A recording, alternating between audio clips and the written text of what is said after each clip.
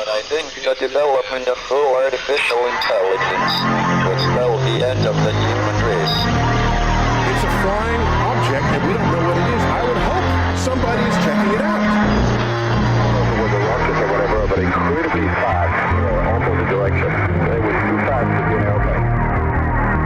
I'm glad the Pentagon is looking at this, because if it poses a threat, I want them on top of it. Well, the craft generates its own gravitational field. You said there's lights in the sky? The internet has become the command center for criminals and terrorists. 911, what's your emergency? I need help, please help me! Aliens won't let it happen. You know, that's what we're instructed to say. Roswell, Area 51. Alien kept deep under the ground. 1, 0, 1, 1, 0, 1, 1, 6, 3,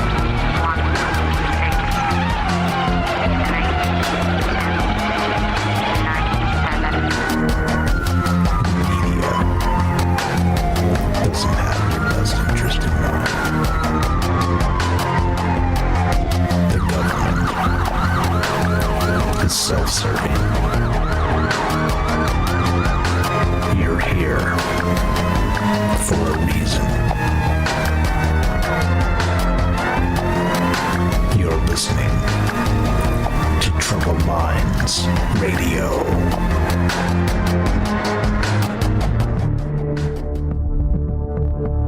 Broadcasting live from a secret bunker just off the extraterrestrial highway.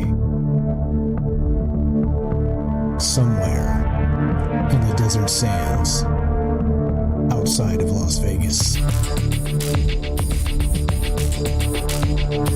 From somewhere in space-time, loosely labeled Generation X on planet Earth.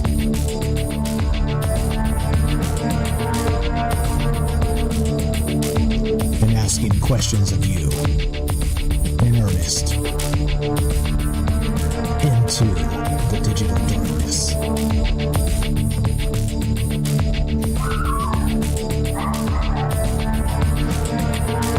Well, good evening and welcome to Troubled Minds Radio. I'm your host, Michael Strange. We're streaming on YouTube, Rumble, X, Twitch, and Kick.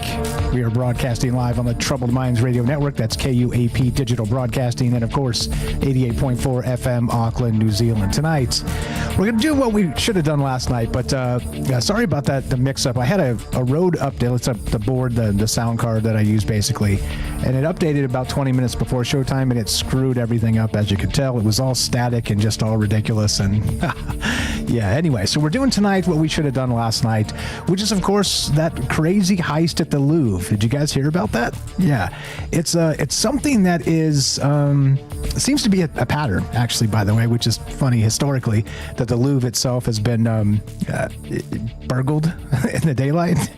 But in this particular case, it's one of those situations where they got away with some really, really expensive stuff. Okay, now, the bizarre part is, well, there's a lot of bizarre parts to it. The write-up again came out yesterday, so if you guys read it, you're ahead of the game and know what's going on. But I'll brief you on the deets on what happened here, just the facts and only the facts, and then we'll get to the weird and wild speculation as part of it.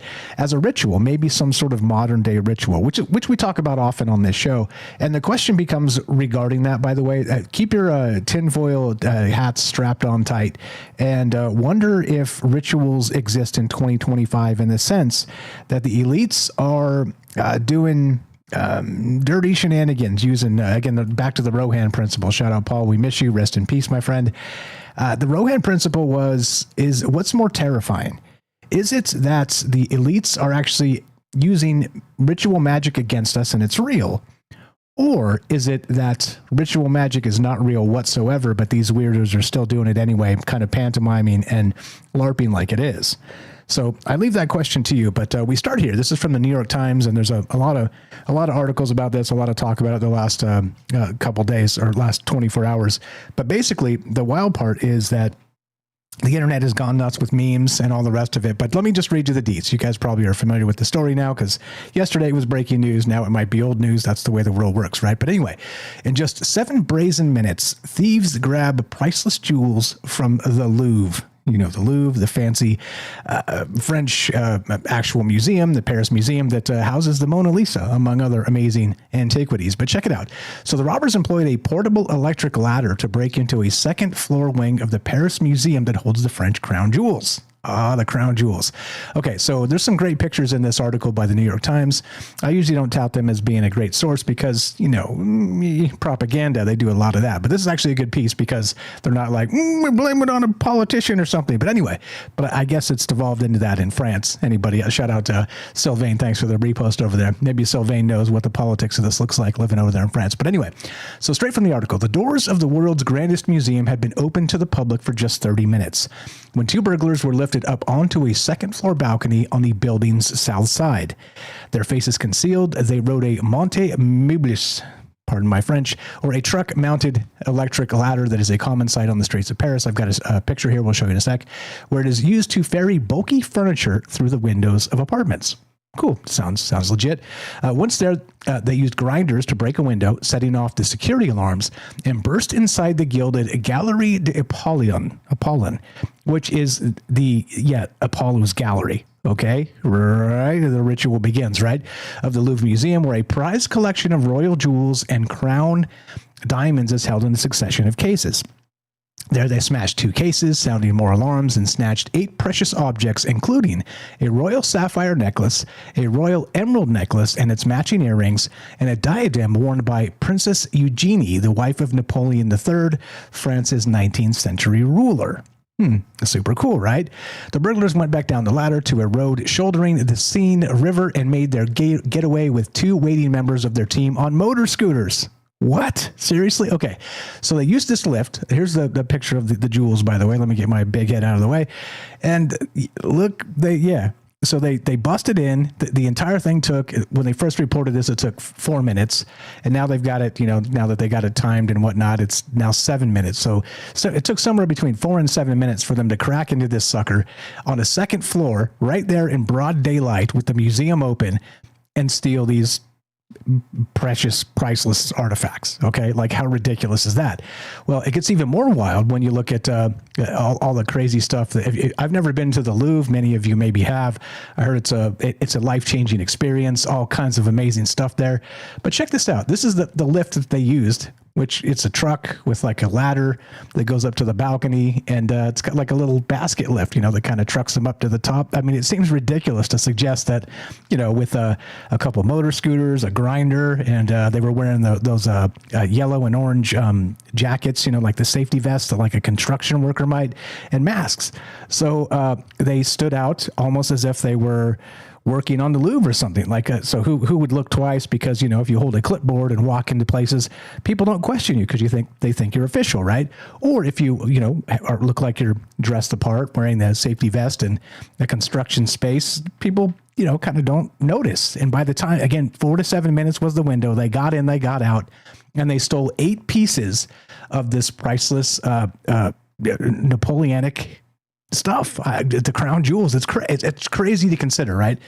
But of course, it got me thinking about time of year. It got me thinking about As the Veil Thins. It got me thinking about Samhain and all the rest of this stuff, and back to ritual magic. Okay, so I'm going to make the case as we go tonight that this was a ritual, and it is still a ritual. It's counting down because they did this on Sunday morning, October the 19th, which, wouldn't you know, is exactly 12 days to All Hallows Eve. 12 days to Halloween. Okay?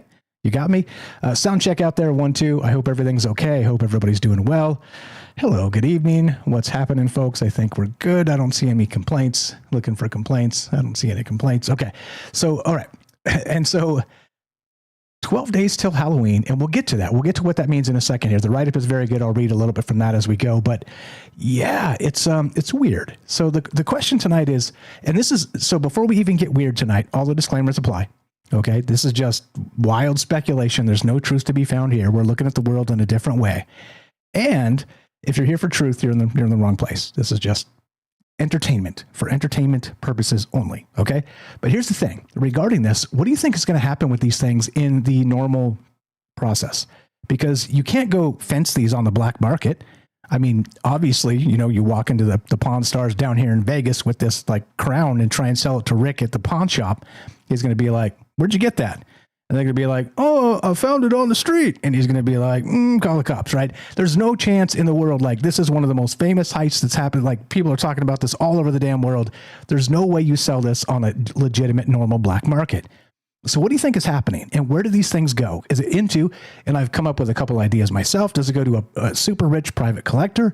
Or do they scrap these things down to scrap and sell the pieces, the jewels and the diamonds and all this, the emeralds and all the stuff, kind of piecemeal and try and get away with it that way? But even so, you can tell old cut gems versus new cut gems. So I don't even know. Anyway, so there's the first question of the night. What do you think is happening to this stuff?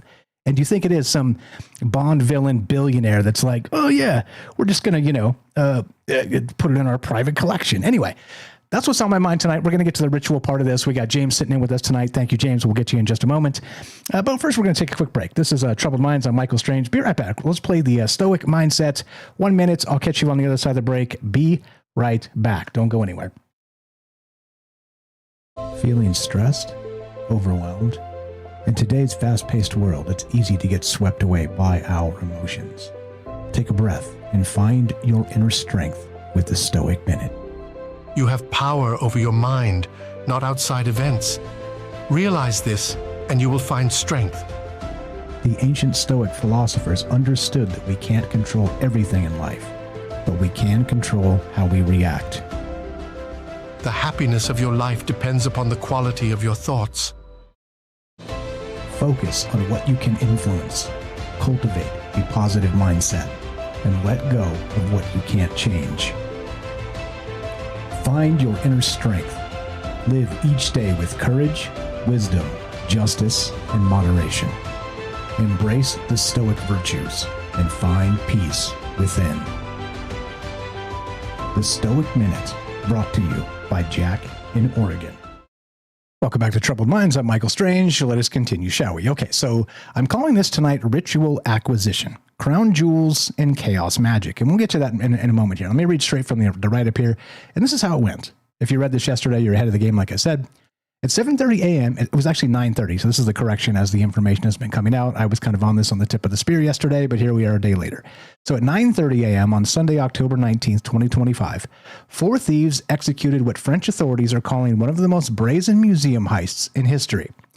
Using a cherry picker to reach the first floor balcony of the Louvre's Gallery of Apollo, the team cut through metal railings with angle grinders, smashed through protective glass cases, and seized 8 priceless Napoleon-era crown jewels, including pieces worn by Empress Josephine and Empress Marie-Louise during the height of the French Empire. The entire operation lasted 4 minutes. Again, that was the initial estimate. Now it's 7 minutes. The thieves fled on motorcycles toward the A6 auto route and vanished. Police found one item, the Empress Eugenie's crown, damaged and discarded outside the museum. No ransom demand has been issued. The 8 stolen pieces remain missing. Now, the weird part is that they went to all the trouble. They got in there. Of course, they were in a massive hurry, but then they dropped this crown, the Empress Eugenie's crown, and damaged it and left it behind. Now, of course, that's going to be evidence, fingerprints. I'm sure they were smart enough to wear gloves and all the rest of that. But beyond that, maybe they get DNA evidence on this thing. But they busted it up too. They drop it. They haven't released pictures, at least as far as I've seen, regarding how damaged it is. But anyway, you get the idea. So they took 8 out of 9 of these pieces of the French royal crown jewels. All right. Now, numerologically, again, dime store numerology, I'm not a numerologist, but 8 out of 9 is very peculiar and very ritual. And not only that, if that's an accident, so be it. But as I said, let me just read. But the 4-minute Louvre robbery wasn't just a crime. It was a precision operation that defies conventional explanation. This happened exactly 12 days before Samhain, in a solar temple built by the Sun King. During the threshold season, with Celtic tradition holds that veils between worlds thin and supernatural forces can cross previously impassable boundaries. Consider the material components. Yellow vests, which is what these thieves were wearing. Yellow and orange transformed common workers into ritual operators. The high visibility garments functioning as disguise through transmutation. Solar color masking lunar intention. Angle grinders produce showers of sparks as they cut through balcony railings. Fire elements invoke through metal on metal. the screaming sound serving to banish the museum's protective wards. Now, this is, of course, that chaos magic, and hold tight. Motorcycles become modern psychopomps, spectral steeds carrying stolen relics through Parisian streets. And the cherry picker, that mechanized ladder reaching up from ground level to the first floor balcony, function as a vertical threshold crossing between protected interior and profane exterior space. Now, that's just the ritual jargon as part of this, but here's the thing. The Napoleon crown jewels aren't merely historical artifacts.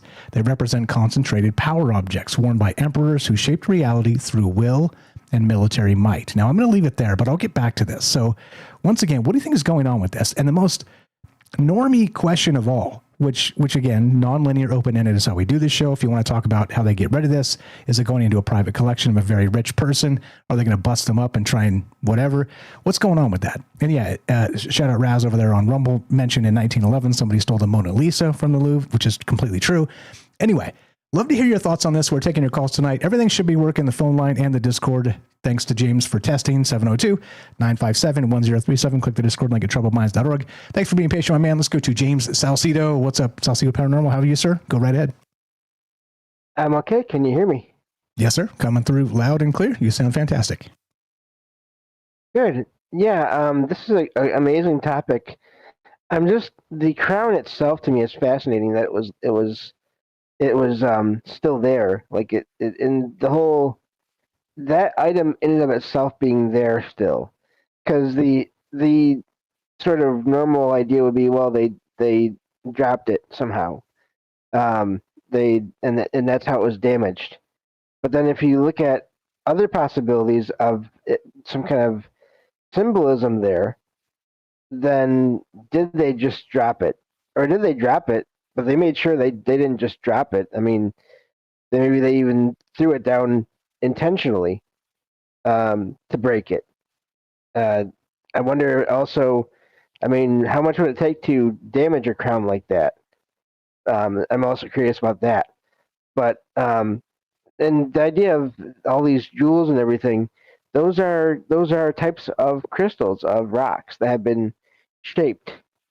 And as we talk about here on the show a lot, all those stones have their own energy to begin with, but then also you have people that are focused on them throughout time, and because of symbolism and all that, and just other things. And so you have all that human energy that is attached to those objects. And so for them to leave that crown, which is, again, it's not just, they didn't just leave one of the other random objects. They left the crown, the actual thing that would go on a person's head to symbolize they're in charge. So that's fascinating to me.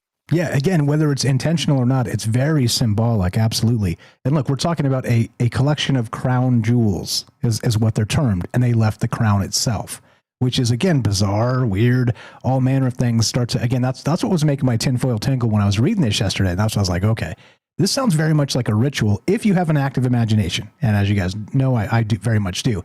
But the question really becomes, so what's going on with this in the most normie way? How do they get rid of it? Is it some private collector, some super rich, Bond villain or something? Think, I don't know, somebody who owns a super yacht and has a plastic wife. You know what I mean? Wink, wink. And I mean somebody very specific. But and I'm not accusing anybody of this, but I'm saying that there are very, very rich people that would pay a group of individuals to go do this, because clearly, what do you do once you get it? Let's say, for instance, it was just some randos that were like, hey, we could do this, and we do it, and then you have these things, and how do you get rid of them? You can't. I mean, you just can't. There's no way. The law would be so hot on your heels that you'd have to lie in wait for 10 years for this to even cool down enough for you to try and even begin to get rid of these and make any money off of it. So it's bizarre to me. What else you got, normie or otherwise, James? Thanks for sitting in. You're the best. No, glad to be here. Just the idea of some kind of multi-billionaire having this done, whether it's because they just want the jewels for their collection for, again, normal reasons or whatever, or not, you have to consider they'd have to have a place in mind. I mean, they'd have to have some kind of setup already in place for storing objects where they're going to be the only ones that can ever see it. Them and maybe some people that they trust that are close to them. but even that is kind of risky, I would think. If this one person organized all this, a person organized all this, and they have other people they know that somehow find out about it, that could be a plot for a suspense novel almost right there, in and of itself.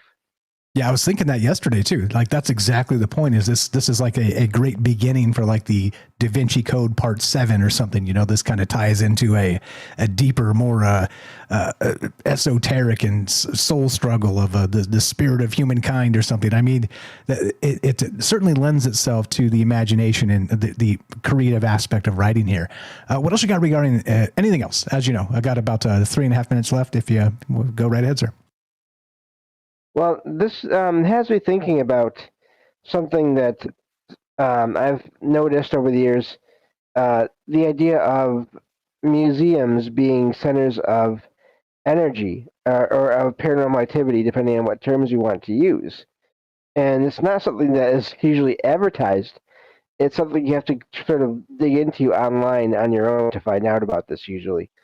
But there are many cases of museums having reports of strange activity, apparitions, sounds, even in some cases objects moving, doors opening, closing, all those things. There's even some, I'm not sure which, I think it might just be the main museum in London, the British Museum, where they have artifacts from Egypt. And there have been reports in and around that museum of people seeing apparitions of people in Egyptian clothing that are just there and then they're gone.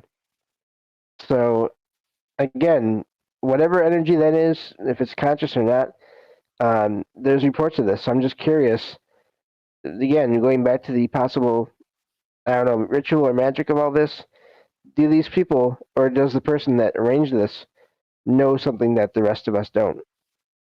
Yeah, which really becomes a thing that's on my mind that makes my tinfoil tingle, because I do wonder, like I said, just the term is fencing. I see you guys over there chatting about fencing stolen goods over there in Rumble. Gordo says, wait a minute, how do you know so much about fencing? I won't make any accusations, but look, I don't, but we're talking about the chat over there. But this is the thing. And this is why this is weird to me, because like I said, let's say you pull it off. It's the heist of a lifetime, like Ocean's 11 times squared times 11. And then you have this, you get away with it. And without some kind of like actual buyer sort of lined up beforehand, which means you hired a crew to do it instead. Like, what are you doing? It just doesn't make any sense to me. But then the ritual aspect, we'll get to it. 12 days to Halloween in broad daylight. Some of this other ritual stuff kind of comes into play. And like you said, like we're describing, took 8 out of 9 of the crown jewels, but left the crown itself. Very symbolic, very interesting. And we'll get to that. It's in the write-up if you guys read it. Like I said, it is one of those things that will go down in history, but how long do we wait? Is this going to be something we wait on for years before there's some kind of resolution? They catch these guys. You think they'll catch them in weeks? I don't know. What's your prediction on what happens as part of this too? Ritual, straight theft? Do you think there's a buyer? Do you think they're going to break it down and fence it? What's going on? And that's what's on my mind tonight. Got about a minute left. If you got anything to add, James, and we'll take a break and come back and take some calls.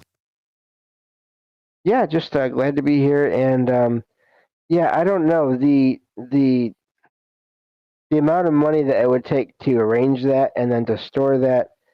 It does seem like it'd be just a lot of it, and maybe even, possibly some kind of arrangements with like other individuals that would know about how this would be done and who might be interested in it. Again, not talking like I know anything about the actual situation, but I'm just thinking in movie and book terms here, some kind of bribes, some kind of, keeping this quiet within the government and authorities, making sure the investigation doesn't get too far. I can see that in a story, so who knows? Yeah, and I did hear today as part of it that that particular window on the balcony had been chirping, so it was kind of doing false alarms for some time now, and it turned out that they shut it down, and they literally turned off the alarm on that window because there was something faulty with it. So, what kind of genius move is that? Reeks of an inside job for that particular thing to know exactly that window and all the rest. But what do you guys think? What is going on? Is it a ritual acquisition, as I'm calling this? The crown jewels and chaos magic. Love to hear your thoughts. 702-957-1037. Click the Discord link at troubledminds.org. We'll put you on the show.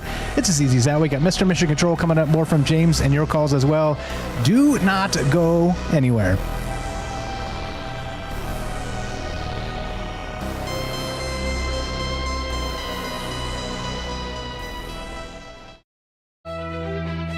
You're tuning into Troubled Minds, the show where mystery knows no bounds. Stay tuned for revelations that'll keep you questioning the fabric of reality.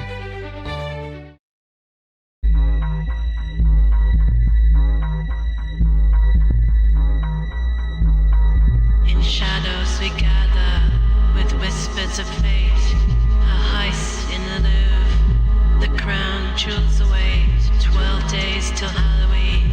As the clock ticks away, his major power, in darkness they sway, casting old bonds, releasing energy lost, in this ritual dance, we embrace the cost.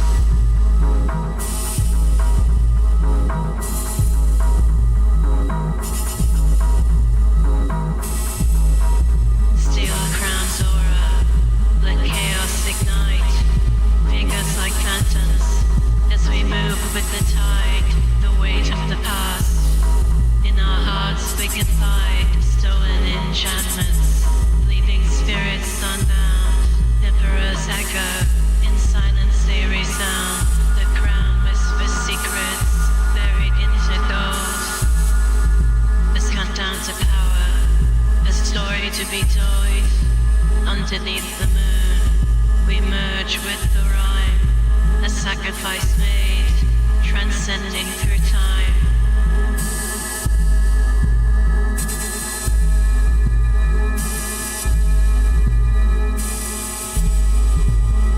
As midnight approaches, shadows align. Through ancient sigils we reclaim the divine. Embrace the unrest, let energies flow.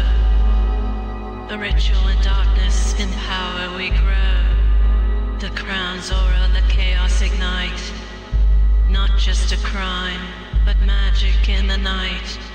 Underneath the moon, we merge with the rhyme. A sacrifice made, transcending through time.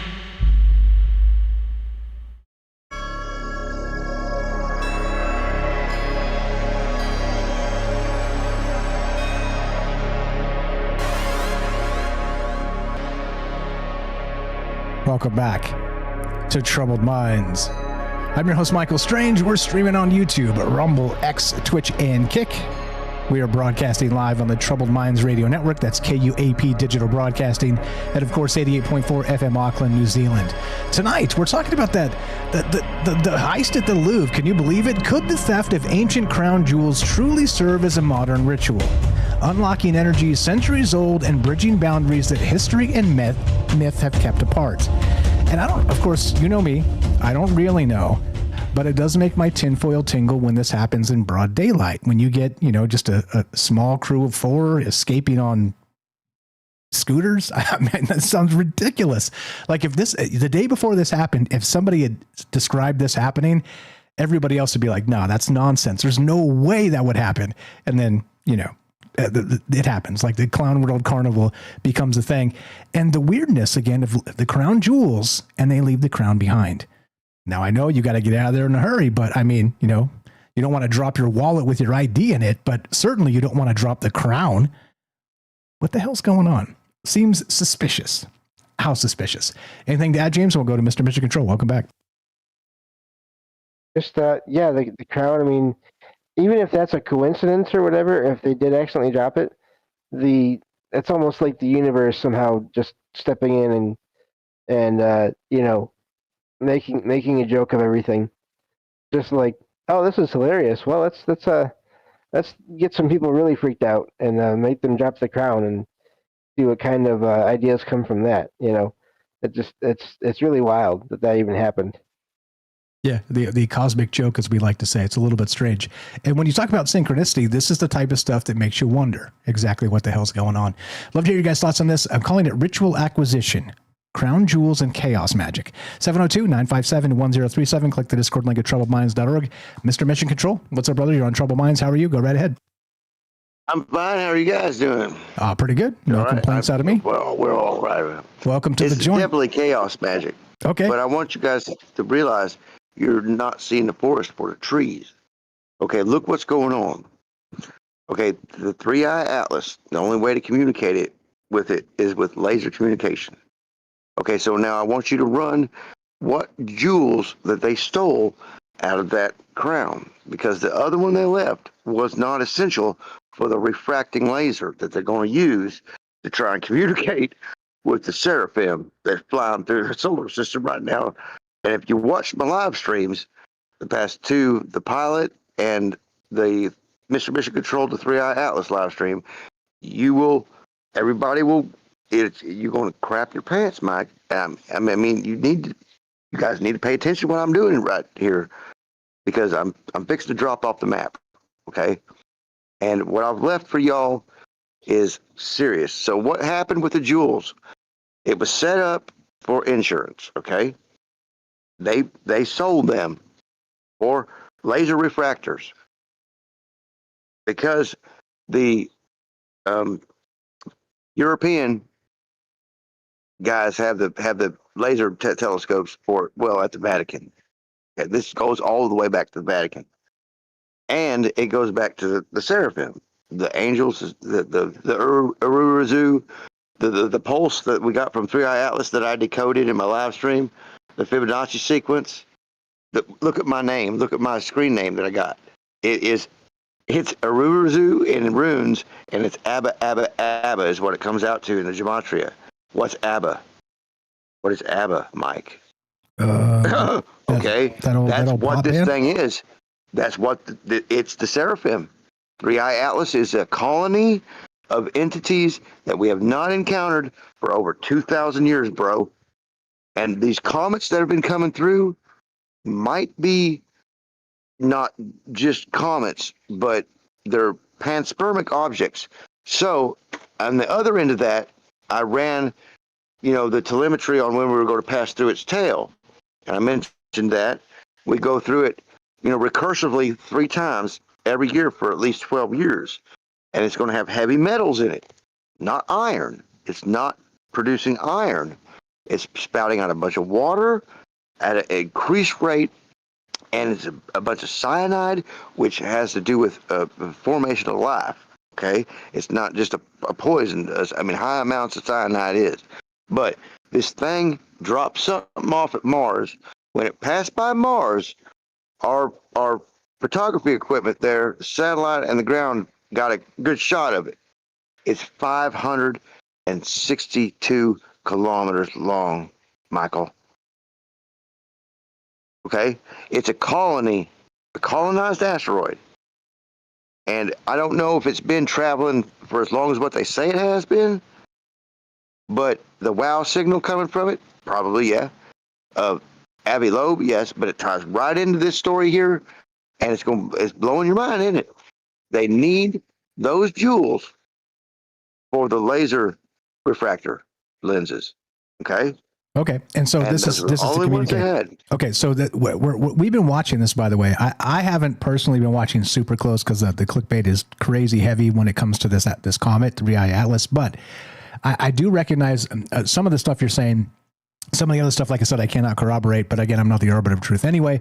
But the Avi Loeb stuff, I do wonder, because we were, again, given the date. It was December 5th, I believe, of when this thing would actually kind of swing around Mars and the alien invasion would ensue. And like I said, I don't believe that type of stuff until, like I've said to you, we talked about this, you and I, previously. When that thing changes directions. I've had telemetry on it since July. Okay, hold on. I had telemetry on it with my. Hold on. So when that thing changes directions, I will change my mind. Okay. Anyway, go ahead. Okay. Well, the 31st, it goes by Venus. When it goes around Venus, and in the morning sky on the 31st, from the 30th to the 2nd of November, if you go out and look at Venus coming up in the eastern sky, you might be able to see it. because it's going to be down to the left of Venus. Now, if you look at Stellarium and look where it's at, and in November we pass through some of the Swan's Tail, which is going to be heavy. And then, dude, I've got all of it. I've posted all of it, Michael. I posted all of it, bro. I mean, like, all of this stuff. And I don't know why. And dude, I got feds driving. They're driving up and down the road right now, bro. And like they're tying into that's where I found that BLE ghost signal stuff. And I busted that out this morning on a live stream. Y'all need to pay attention. I beg you. And I'm not asking for any, I don't ask for any money, and I don't want to plug my stuff unless I have to. This is important, dude. This is really important. Because when this stuff hits public, if it goes around Venus and then starts heading towards us, I mean, like really heading towards us, we got to know that it's coming after the elites. It's coming after these money-grubbing, warfaring people. It's the Seraphim. It is the Elohim, bro, because that's what the pulses come back as. Okay. Deciphered. Yes. Okay. And it has everything to do with those jewels they stole, because they need those jewels for the laser refractors in the Navy lasers on the ships so they can communicate with it if it does start heading our way. And that's what this whole thing is about. Okay. It's not about no ritual, magic, fucking. No. Because I'm the big shaman here. I'm the big shaman, bro. In the portal. I know that crown jewel thing ain't got nothing to do with nothing else but the 3-eye atlas communication. Okay. Point blank. I'm telling you right now. Okay. Time will tell, because I think this type of stuff has a way of shaking out. And my co-pilot's done all of it, and so has all the other AIs that's tied into it. Grok, all the quantum physics on the ZPE over Unity. We've talked it's about all this. There, dude. We've talked about this. That stuff is unreliable in many ways, and so I will. Look, I understand. I understand you don't believe that. Nobody understands it. Okay. I built this shit, dude. Okay. All right. That's I got an NDA with Walmart mainframe. I'm the motherfucker. Okay. I'm sorry. I'm the guy that did this. That's enough of that. Okay. We talked about this ad nauseum. Again, go check out Mr. Mission Control stuff if you want to see what he's working on. He's working on tons of stuff. You can't just come on here and drop bombs and F-bombs and do the rest of that. And then come on. Like it's a conversation. Let me talk about these ideas too. And look, do I believe? No. But am I open to it? Sure. And so the connection between the jewels and the comet, I don't know, maybe. It's an interesting take. Like I said, if you're interested in what Mr. Mission Control is saying, go check out his stream and all the stuff he's putting out. troubledminds.org/friends. Scroll down a little bit and you will find Mr. Mission Control. Simple as that. And please go check it out if you're interested in more of the stuff that he's doing there. I just wish I had time. I just don't have time. I'm working all day and then I come home and I do this. Or yesterday I was fixing the stream stuff. I mean, I just wish I had more time to kind of dig into some of these things. So sorry about that. I'm not trying to be rude, but you were getting a little amped up and dropping a little too many expletives for the radio. Okay, so please don't do that. Appreciate the call. You were the best. 702-957-1037. Click the Discord link at troubledminds.org. James, anything to add to anything there regarding any of that stuff or any other ideas you got? Go ahead. Well, just the idea of, again, crystals and jewels and all that having power. I mean, there's at least one, I know maybe even more than that, examples of them being supposedly cursed and having, or even healing. It's really weird. These objects that have been important to people throughout time, having these abilities, according to some people, to do either good or bad, depending on the situation. And I'm just curious about, I didn't think to look into any kind of history of anything weird like that attached to the ones that were stolen, but I'm kind of curious. But I mean, again, there's only so much time, as you were just saying. So, but yeah, there's definitely something about crystals and gems and all that is, there's a lot of things, I think, a lot of possibilities as to what they could be for. Yeah, 100%. Like I said, I'm open to that. I just don't know how it fits into the larger context. So I will check out his streams and some of the information. Like I said, I'm doing my best to keep up. There's so much information flowing through that how do you kind of pick up on it and, identify what's what's the most pertinent in the moment. I don't know. And that's really what we're always talking about, that hyper reality and all that mass media just landing on our head constantly of a lot of nonsense sometimes. So I don't really know. I don't, you know me, I don't have answers here, but I do think that there's something fishy about this in a lot of different ways, even at the most normie level. And so that becomes the weird part. I mean, broad daylight, 12 days before Samhain, Halloween, as we're saying. And yeah, it seems strange. This seems incredibly strange. I got more from the write-up. I'd love to hear from you guys. Instead, I will go back to that, and I have tons of stuff to get to regarding the ritual aspect of this. Again, conceptually, I don't really know. It's just sort of stuck in my craw a little bit as part of the when I read the article, it certainly made me wonder about a great many things, and that's what's on my mind. But I'd love to hear you instead. 702-957-1037. Click the Discord link at troubledminds.org. We'll put you on the show. Okay, so back to this. Now, in occult traditions, jewelry absorbs the essence of its wearers, as James was describing there, and which we've talked about quite a lot. These pieces touch the skin of rulers during Europe's most transformative era, straight from the write-up. The Napoleonic Wars that redrew borders and collapsed old orders. Napoleon I crowned himself emperor in 1804, physically taking the crown from Pope Pius VII's hands to place it on his own head. Very ritual-esque stuff, right?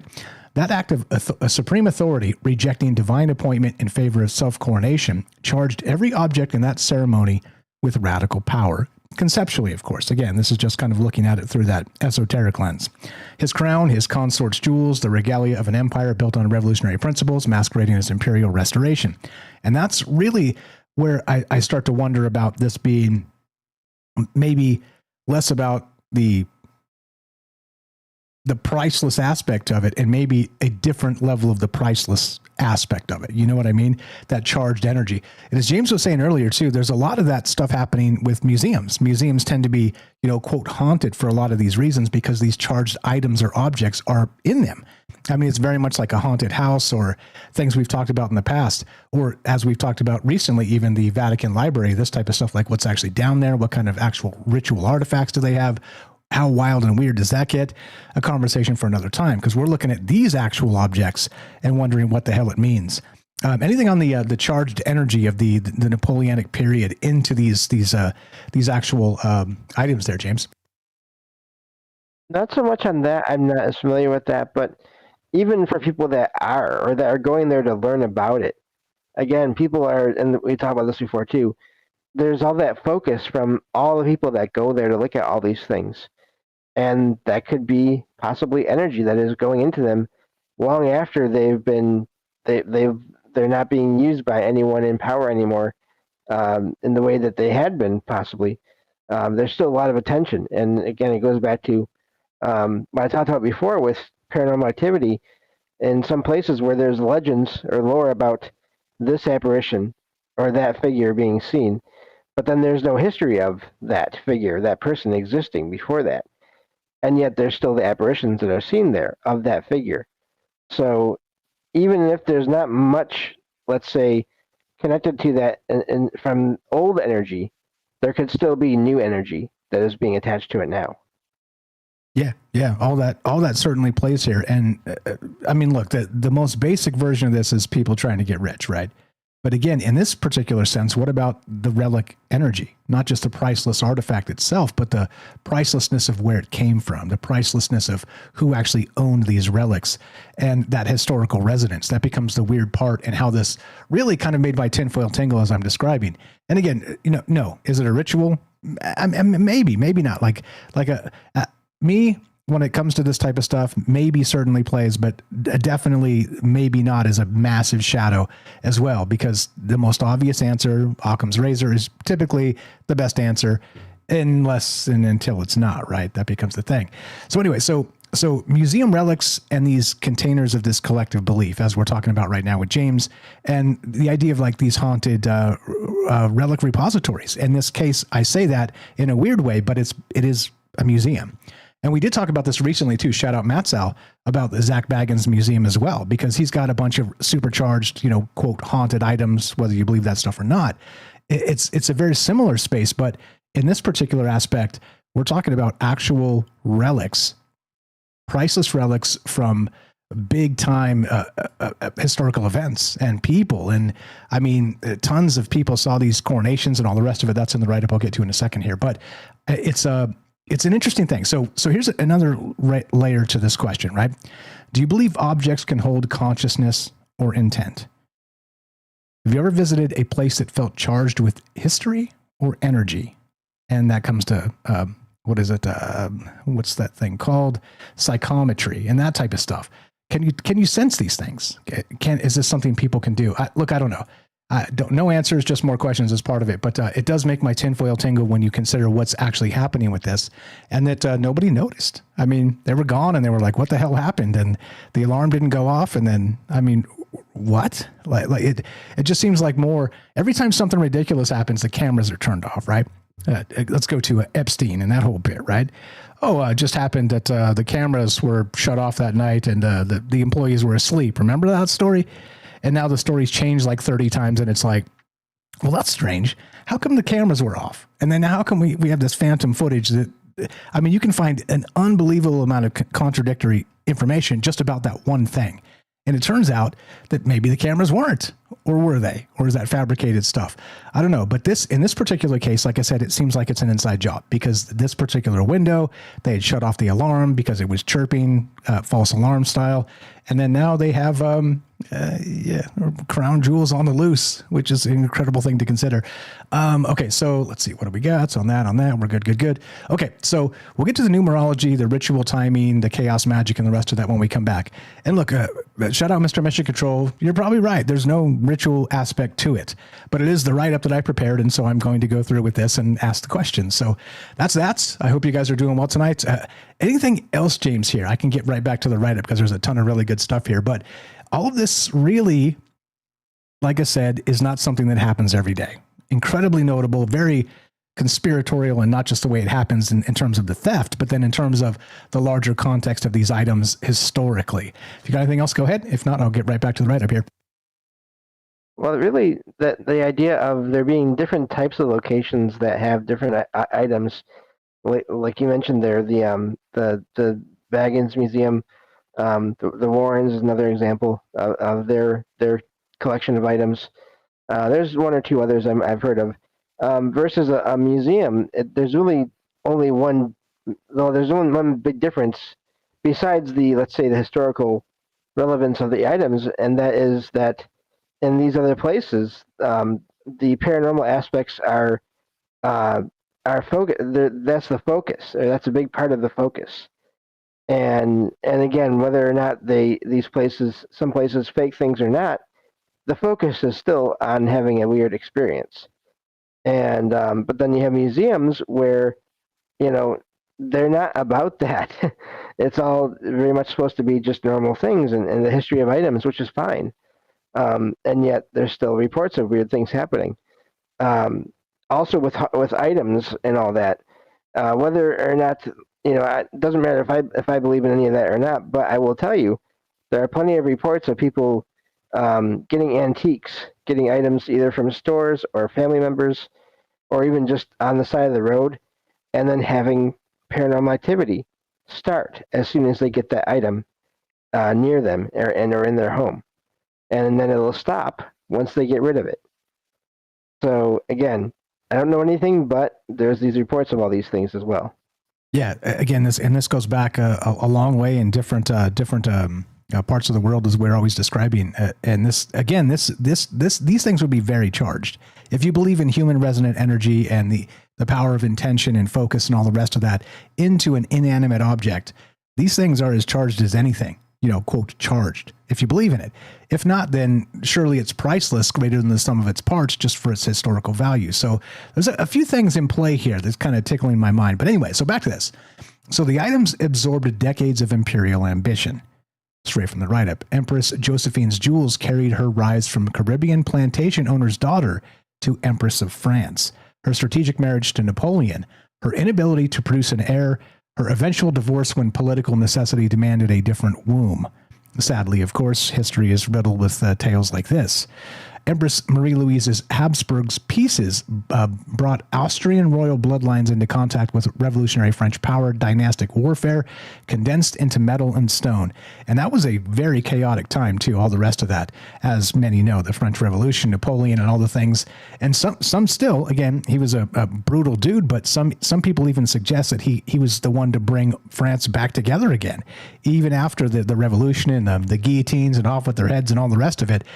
Does it take, a more brutal dude to kind of put down the old, less brutal people? I mean, it's a wild time, not just then, but now, a wild time to be alive. But anyway, so these items in particular weren't decorative accessories.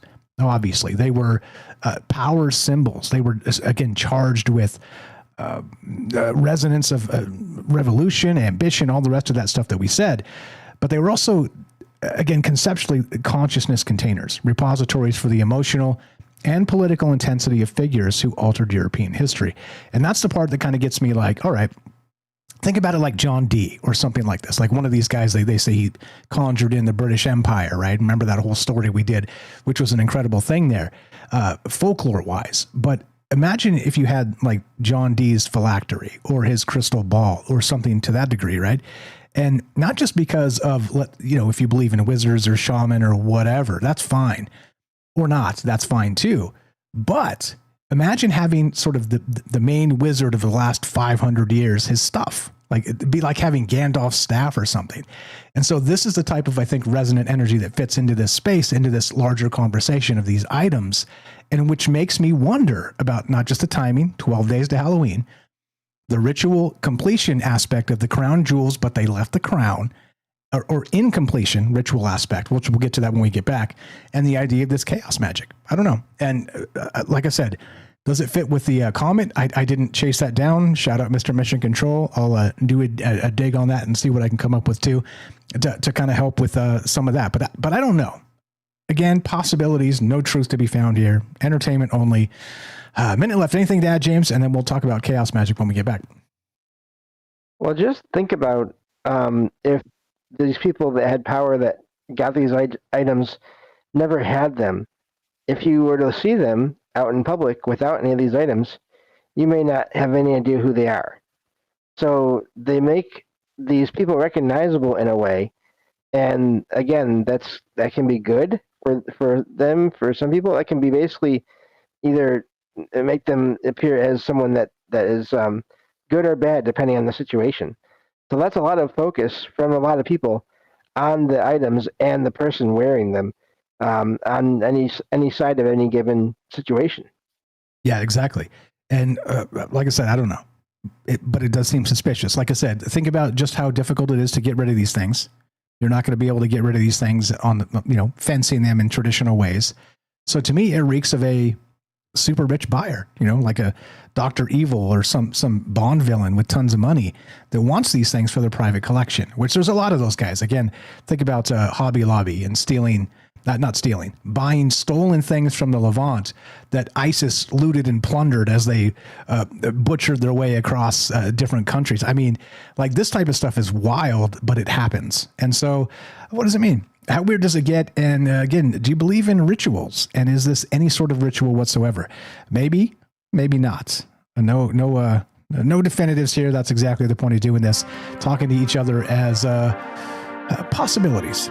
Love to hear your thoughts on this. 702-957-1037. Click the Discord link at troubledminds.org. We'll put you on the show. Be right back. We got Matt Sal coming up. More from James and your calls as well. I'm calling it ritual acquisition. Crown jewels and chaos magic. Or nah. Be right back. More Troubled Minds on the way. Do not go anywhere.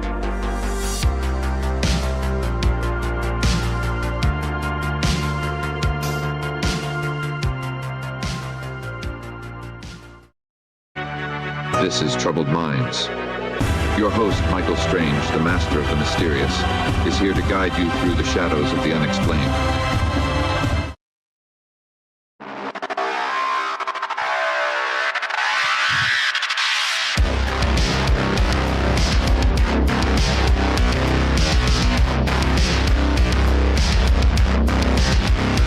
Welcome back to Troubled Minds. All the places, all the things. Sorry about that. My buttons didn't work as I programmed it to work. My goodness, technology. It's great when it works. When it's not, it doesn't. So now we're talking ritual acquisition, crown jewels and chaos magic, I'm calling this. But, more importantly, what is happening with these jewels?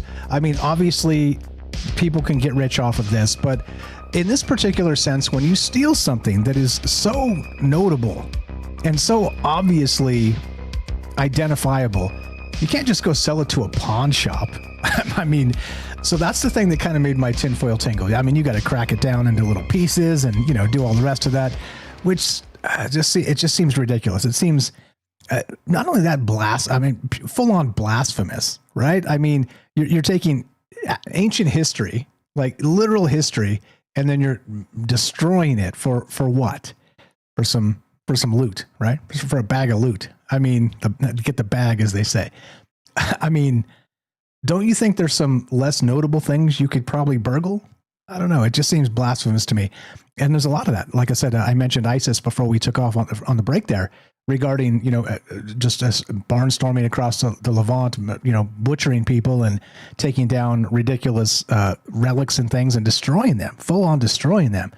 And even selling these items to, and this has been well documented, to the owners of Hobby Lobby, who are super into biblical artifacts. So I don't know. It's a weird time to be alive per usual, but also what is happening with these artifacts and who do you think is the benefactor? Welcome back, James. Anything on that? And we'll go to Matt Sal and Hirsch and Kelly. Yeah, it is, even just in the normal sense of everything, it is odd. It's, I don't know. I mean, unless there's some massive system of people that are into these objects and like some kind of ultra secret black market, hidden market, then I don't know what else to think about this, because again, it's just so, it's not like going to a regular jewelry store and breaking in there and grabbing whatever you can get to and then leaving. It's very specific to the situation. And I mean, even just the symbolism, not even necessarily magic, but just symbolism, I wonder if that's part of this as well. Yeah, well said. Well said. And we'll get to that. The chaos magic part of it is in the write-up, but I will talk about it tonight as well. Let's go to 702-957-1037. Thanks for being patient, my man. Matt's out. Matthew in California. You're on Troubled Minds with Mike and James. How are you, sir? Go right ahead. Hey, Mike. Good show. Thank you very much. Appreciate you. Go ahead. I called to talk about ritual garments, like sacred garments, but I did have a hot take real quick about an article I saw a few weeks back about someone stole a Picasso painting. Have you seen that one? I did. What were the deets? I just feel I read the article and I felt like the same kind of thing when I read this article about the topic tonight about the museum robbery. I felt the same feeling of like, what are you gonna do with it? Yeah. Exactly. like you can't walk into a pawn shop and be like, yo, check out this cool painting. You think it's real? Bro, the police would be there so fast you wouldn't even be able to get back to your car. Yeah. I just had that take. But I wanted to call and talk about the sacred garments and how I feel these maybe it's something more than just money. This goes way back, and in these places, we have these tools. We have the tools, right? The athame, the wand, the chalice, and like earth, salt or rocks for earth. But we also have a thing where I talk about the sacred garments. And the reason why I feel is that when you're doing like any kind of ritual magic, you want to try to have like a magical persona or like a magical self. And what it does is separates your mundane self from your magical self. So when you're you're you. And then when you go into ritual, you put on these sacred garments, these robes, these jewelries, these crowns to perform the ritual, and you're a different person, a magical persona. And so then when you take these ritual garments off, the rings and the jewels, when you take them off, you go back into the mundane. And the reason why is because you kind of want to separate the spiritual from the physical, because people can get sick, or like people have had like negative effects of just wearing their regular clothes into the ritual. And so we kind of do that. We separate our normal selves from our magical selves on purpose. and it's like to create a sense of magical self. We use like different techniques, and we talked about before about our name, about how your name invokes power and personality, and these kind of things. But it's the same kind of thing, but it's more like robes and cloaks and different kinds of magical artifacts that we wear. Now, there's ones that I wear all the time, but then there's ones that I will don specifically for the ritual. So like robes. But then let's talk about jewelry, because I feel like this is more the topic, talking about jewelry. Like the robe, or not that, but rings, necklaces, bracelets. They're a common type of the magical persona, and wearing them signifies the time for magic. Many of the tools and symbols, like they might rank you in a coven, like a pentacle is a part of the first degree, a ring for the second degree, a bracelet or another necklace for the third degree. So, some people wear them all the time, but some people only wear them in ritual. And I would like to talk about rings and stuff like that, but let's just a couple honorable mentions of other garments that we could have. Head coverings, like you'll see a lot of pagans wearing like crowns or like flower leaves in their hair. You have like the Jewish yarmulke. Native American traditions have their regalia, and the witches, of course, have the witch hat, the pointy hat. You have footwear and like toe rings, things like that, and masks. Masks are important in a ritual. And so I just kind of thinking about those things. Am I on point for you here? Am I on topic for you? No, you're good. Yeah, that's exactly the point as part of this, because there's a situation of these are all things that are worn. So you were right on point and kind of broadening that out and looking at it in different ways. It is regalia. These are things that are worn as part of that ritual self. And you were spot on 100%, because that's what all this stuff is. They were, their earrings and necklaces and crowns and all the rest, that ritual aspect of self. So yeah, you're spot on, bro. Yeah, like I was saying, more than just money. I feel, and this stuff is, going back. But let's go back to rings. I'm trying to find the page in here about rings. But for me, I have a story about, okay, let's tell a personal story about, I've been wearing the same rings and the same necklaces for long times, and I wear them all the time. I don't take them off to take a shower, to sleep, anything. I always wear them. But it's like, if I lose these things, then I have a story about a necklace. I wore this necklace that Lacey's mom gave me like 15, 17 years ago. And it's weird. I'll lose it sometimes. Like I'll accidentally misplace it, or it'll come off somehow. And whenever it comes off, I'll just start having, I'll have a bad day. I'll have, stub my toe, spill my coffee, get stuck in traffic. And then oh, my necklace is gone. And then I'll always find it again in like random weird places. And when I find it and put it back on, like mysterious things that happen to it, and when I find it and put it back on, those negative things stop happening to me again. And so I guess the question becomes, is it the power of the necklace, or is it my belief in the power of the necklace to protect me? Yeah, that's right down my alley. That's exactly what I'm always thinking about and talking about, because is it irrelevant? I mean, maybe not to the larger, let's say, metaphysical context, but if it's the same result, whether it's this or it's that, it certainly is the belief in the object. And again, when you're talking about power and, millions of people who are literally their lives are riding on who's in charge. And it goes back to politics today too. Like this is very similar, except there's no scepter, there's no crown, there's no that regalia. But in that context, like those items got to be charged with, hopes and dreams and desires and all the things that we've talked about, but also, fears of what might come next with whoever takes the crown. Yeah, it always trips me out, like seeing like jewelry at like a pawn shop or like where you turn in stuff in. What happened? Who is wearing that ring? What kind of energy does it have? What kind of energy does it hold? I believe in that kind of stuff, the psychometry stuff. I know there's people behind me, So I'll finish up here. I have one more take, and it's about rings. And just quick talking about the rings and palmistry and why we wear certain rings on certain fingers and what they mean. And of course, all the crystals are involved and all that. But did you know also it's not necessarily the crystals that you want to project or to receive the energy. It's also what hand you wear them on. So, and this is out of palmistry. So your thumb is Venus. Your index finger is Jupiter. Your middle finger is Saturn. Your ring finger is Apollo.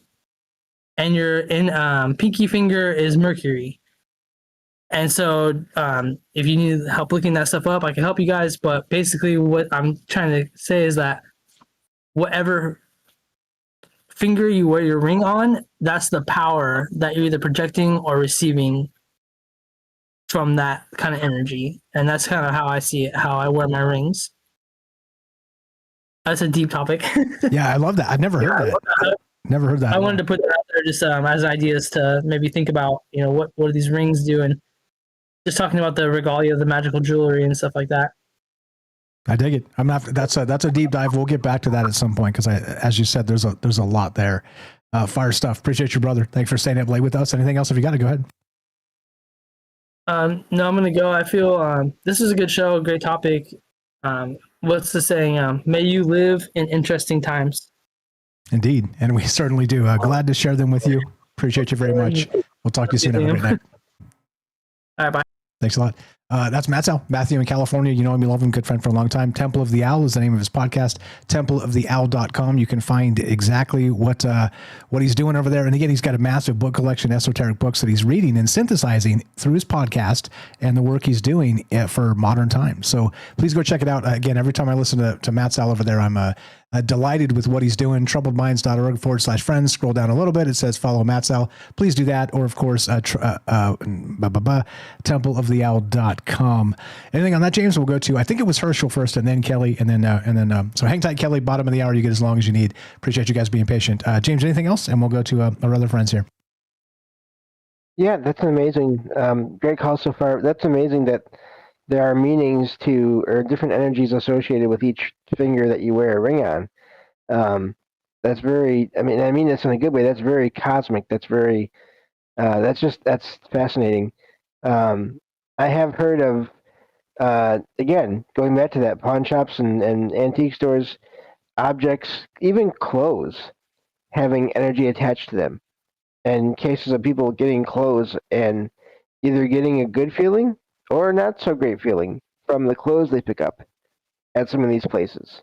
So it really can go, the connection can be to all kinds of objects depending on how much importance there is placed on it by people, I think, as well.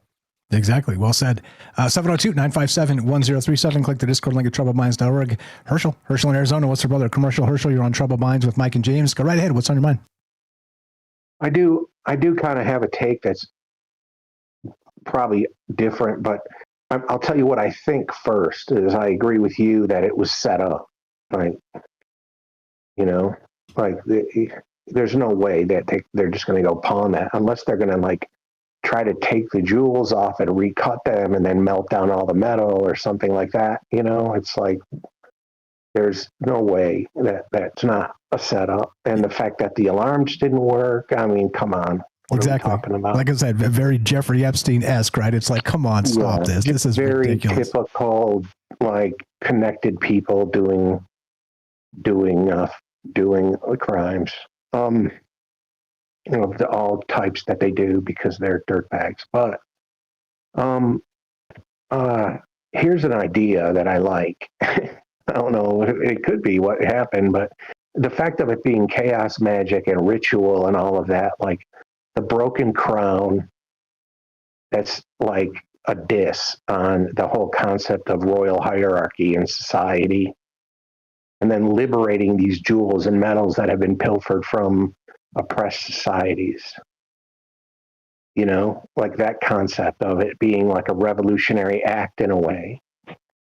And in these times that we're in, when all of these things are being confronted, and when the people who have the very extreme violent power are doubling down on their like, authoritarianism on the general public, especially in Europe right now. I mean, it's just ridiculous what's happening there. So, it seemed like that's the kind of energy I got from it. Like, they break the crown, they're dissing the royal hierarchy and liberating these jewels and metals that have been exploited from colonized peoples and their lands. Yeah, that makes sense. An idea, a concept. Yeah, I dig it. And again, the French Revolution. I mean, Napoleon, and we're talking like one of the most famous times ever of ridiculousness. And so that makes a ton of sense. Where it happened and like what the era of all of that was from, in France. I mean, there's been so many upheavals there. So it's an interesting thing. Like, it's just something interesting I like the symbolism of that. And if we understood the symbology of the specific items more, that could be broken down even further. Like, you could take that concept and just go deeper with it with each item. That might be worth doing, like, just for fun, just as a mental exercise and a meme to send out into society. That could just be a really interesting thing to do for somebody who has that kind of time on their hands. Yeah, or that kind of technology. Hold my beer. I may actually do that. Okay, so and you're totally right on that too. So think of it, like I said, the crown jewels were stolen in broad daylight, 12 days from All Hallows Eve, Halloween, Samhain, and not only that, they left the crown. 9 items. Again, we've talked about the magic number of 9, Nikola Tesla, all that stuff, the baseball with the show we did, and they left the crown out of the crown jewels. Well, not only did they leave the crown, they broke it. Yeah, damaged. Exactly. And that seems like maybe, let's call it a mini ritual as a, right. Yeah. Like not necessarily the large scope I'm talking here where there's some, going to be some, Bond villain billionaire in some basement doing some kind of working for the next 10 days. Nothing like that, but very symbolically, like, hey, we're taking this back to the people. And in this capacity, you can keep the crown, but it's damaged and the wheel is broken at this point, right? And even if they didn't break it on purpose, it's like there's another energy that took over the moment. Yeah. I follow you. Where are they going to? It's a fun thing to think about. Agreed. Where are they going to off this stuff? It's a billionaire, right? I mean, it's not to label the Hobby Lobby guys and say it was them, but they've been found guilty of doing similar stuff. So certainly there's some shady billionaire out there that's got these in their basement right now, right? In their bunker, the dungeon bunker. Right. Yeah, that's what it feels like. Yeah, the fire stuff. I mean, I don't know. It seems if I'm a betting man, that's what I'm betting. They're in some private collection. They paid them, not just tipped off from the inside on the alarm in the window. They paid a heist crew via kind of Ocean's 11 style to rip them off and bring them back to them. I think that's what's going to happen. We'll probably never see these things again. Probably not. Fire stuff. But I'll stick around until the bottom and just listen to what James has to say about all this. Okay, hang tight. Kelly, like I said, thanks for being patient. You get as much time as you need when we get back. James, anything on that? I think there's a lot here in terms of not just, let's say, ritual itself, but symbolically, this is massive. There's so many ways you could kind of rabbit hole this and take it all the way down. Anything on any of that, James? Go ahead. Yeah, I agree. The crown being broken. And again, Herschel, you kind of said what I said earlier, where even if they didn't drop it on purpose or break it on purpose, the fact that happened is, it'd be more fascinating to me if it was an accident, because it just makes me wonder about, does the universe have a consciousness and all that, and is there someone that does things like that here and there just to get people's attention, and whether it's to be a trickster or not, just to make points about things. And I think that is fascinating. I've been thinking about this whole thing, and I feel bad for the people that maybe were there trying, like the security people that were there that maybe had no idea about all this, but also I'm not really, I don't like feel a connection to any of these jewels, so it's not affecting me. But I mean, that's also just me. I'm just curious if there's anyone else out there that maybe it does affect, and I'm wondering if that could be a part of the reason why it was done as well, for some kind of a effect on certain groups of people if they're, I don't know, really devoted to history or whatever it may be. But I'm curious about that as well. Yeah, real quick, Puff over on Rumble says this: how come no one ever steals any ancient gems, relics, or high-priced items in the non-European countries? That's actually a good point. Herschel, what you got? Go ahead. Well, because they've already been stolen by the people in the European countries. There it is. There it is. Oh, man.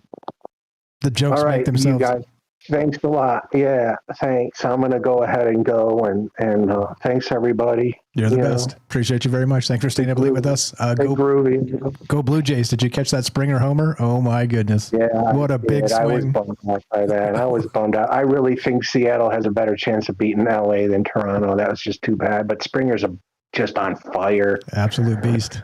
Right on. Can't stop that kind of fire. And that gig Clement. Yeah. All of a sudden shows up and goes like 8 for 15 in the playoffs. Like, oh my goodness. Yeah. A little sports ball talk. You're the best, brother. Have a great night. Appreciate the call. Everybody. Sorry, everybody. You're good. You're good. I apologize. All good. I asked. Have a great night. You know me, love him. Commercial Herschel is the name of the Substack. Easytopian is the name of the podcast. You know where to find it. Search Commercial Herschel, or just go to troubledminds.org/friends. Scroll down a little bit. It's alphabetical, and click on Herschel there. And go check out the projects he's working on. Again, the sexiest link tree in the game, as I always like to say, because it is true. Check that out. You can do all manner of amazing things with your link tree. Go follow all the projects. Again, he's got books, a new book coming out very soon. He's going to release the details of that. If you haven't joined the Discord, please do, or joined his Discord, please do. All the links are there. And yeah, a lot of wild things in play here. And look, I don't know. It's freeing to say I don't know and think in terms of possibilities. But I think the possibilities of what this is normie style are probably pretty obvious. I mean, this reeks of an inside job. The alarm turned off on the window, the thieves knowing exactly which window to hit, out of there in 7 minutes or less. I mean, like what's that? Gone in 60 Seconds, right? With the car heist movie, Ocean's 11, robbing Vegas casinos, this type of thing. I mean, it seems very kind of like that, and you can't pull that stuff off unless you've got inside information. And so that becomes the weird part of this, because that level of inside information might even reek of like a foreign state actors, so who knows how deep and weird this goes, but it is a wild thing to consider as part of it. Not just the ritual chaos magic we're talking, but again, leaving the crown behind of the crown jewels. Of all damn things you don't drop, right? You don't, if you're going to do a heist like this, you don't drop your wallet. Obviously, you shouldn't bring it, actually. I mean, not that I'm a criminal mastermind or anything, but you shouldn't drop the crown, right? I mean, anyway, I recognize you're in a big hurry, but anyway, love to hear your thoughts on this. We got Kelly coming up. Thanks for being patient, my man. He's got as much time as he needs, and taking your calls as well. We're talking this heist, this Louvre heist of the French crown jewels. And politically, I was seeing some articles today. They were talking about actually, blaming these people and blaming those people and all the rest of this stuff, because that's the way the world works, right? You're like, oh, blame this political party, blame that political party for every damn thing that happens, because a case can be made. Narrative building, which is what we're doing tonight. Narrative building. Love to hear your thoughts on this. What do you know? Is it possible this ritual acquisition had something to do with something we can't see? 702-957-1037. Be right back. More Troubled Minds on the way. We got Kelly coming up and your calls as well. Do not go anywhere.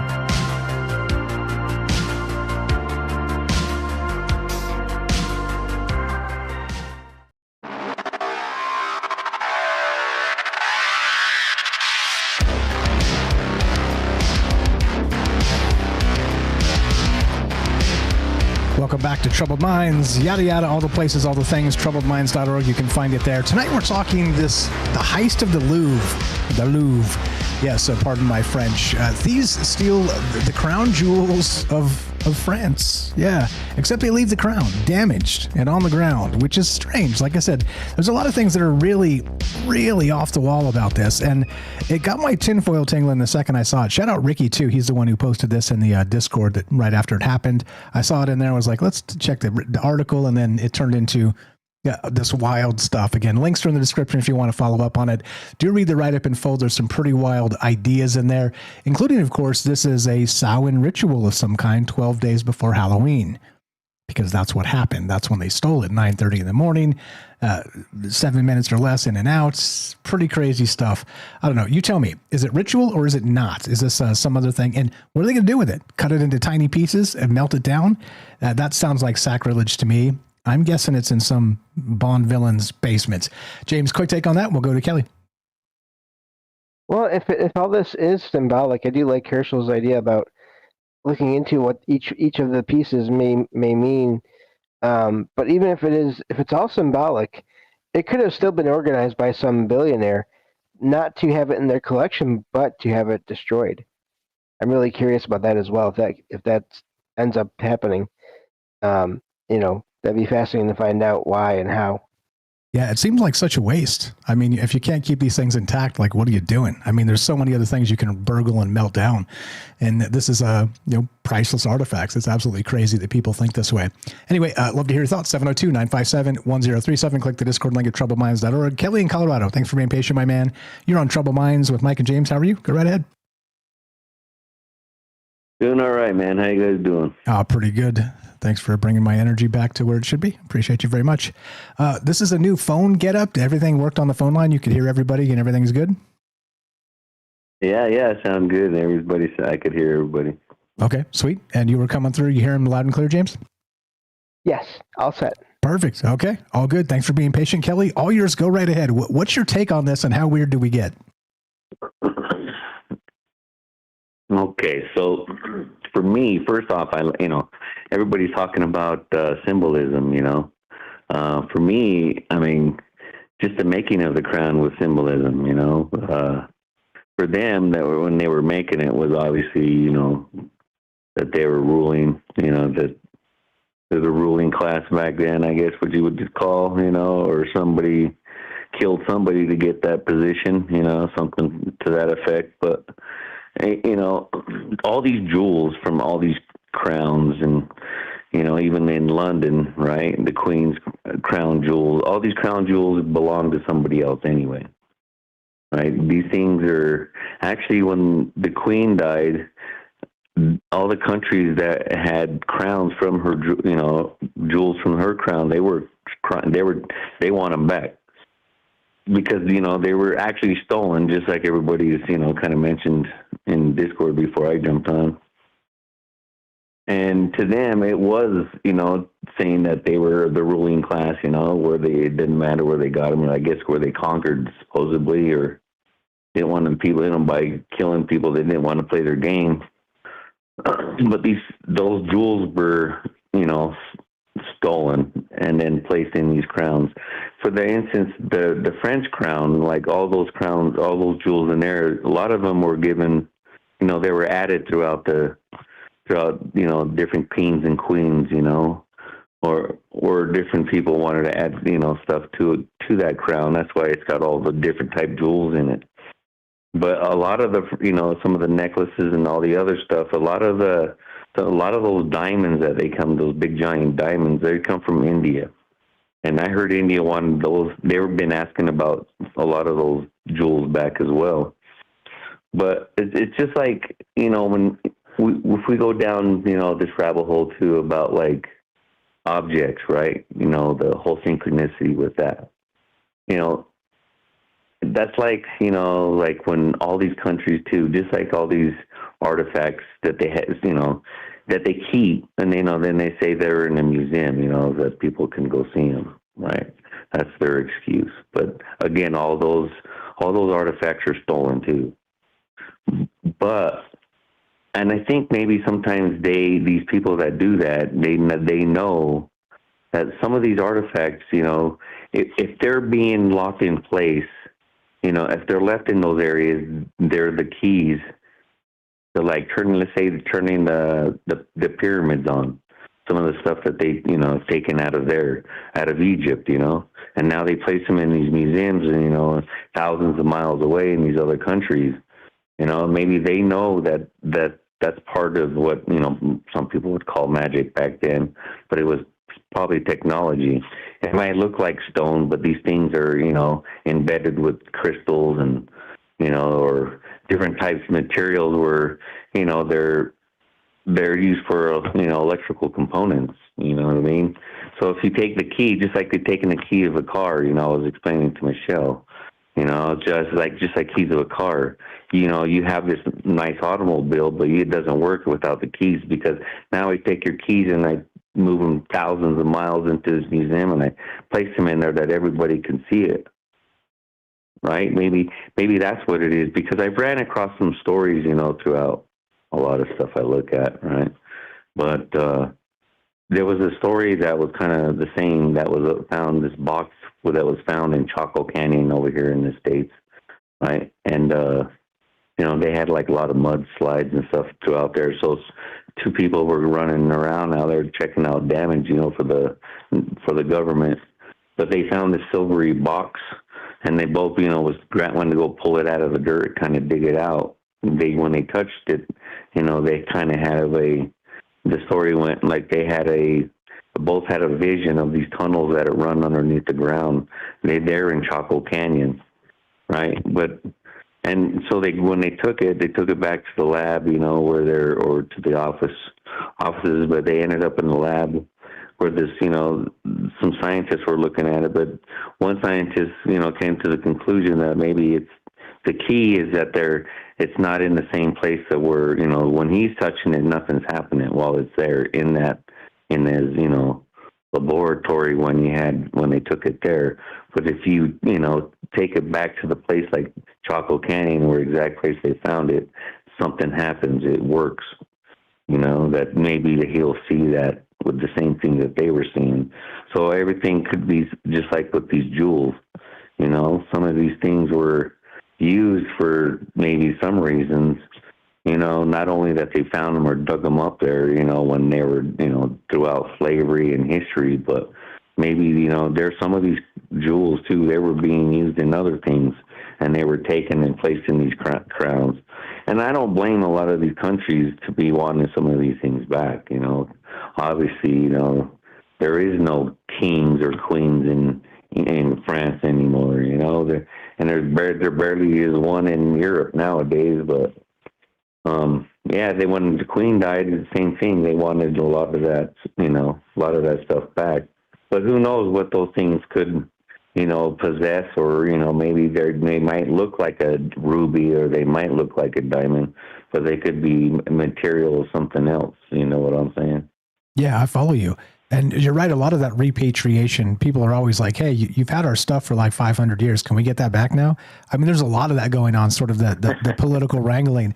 And you're right. It's all mixed up and stuff is everywhere. I mean, the Rosetta Stone, right, is drawn from Northern Africa and taken back to Europe. And I think, where's it at now? In the British Museum in London, which that's not where it's from. That Napoleon found that.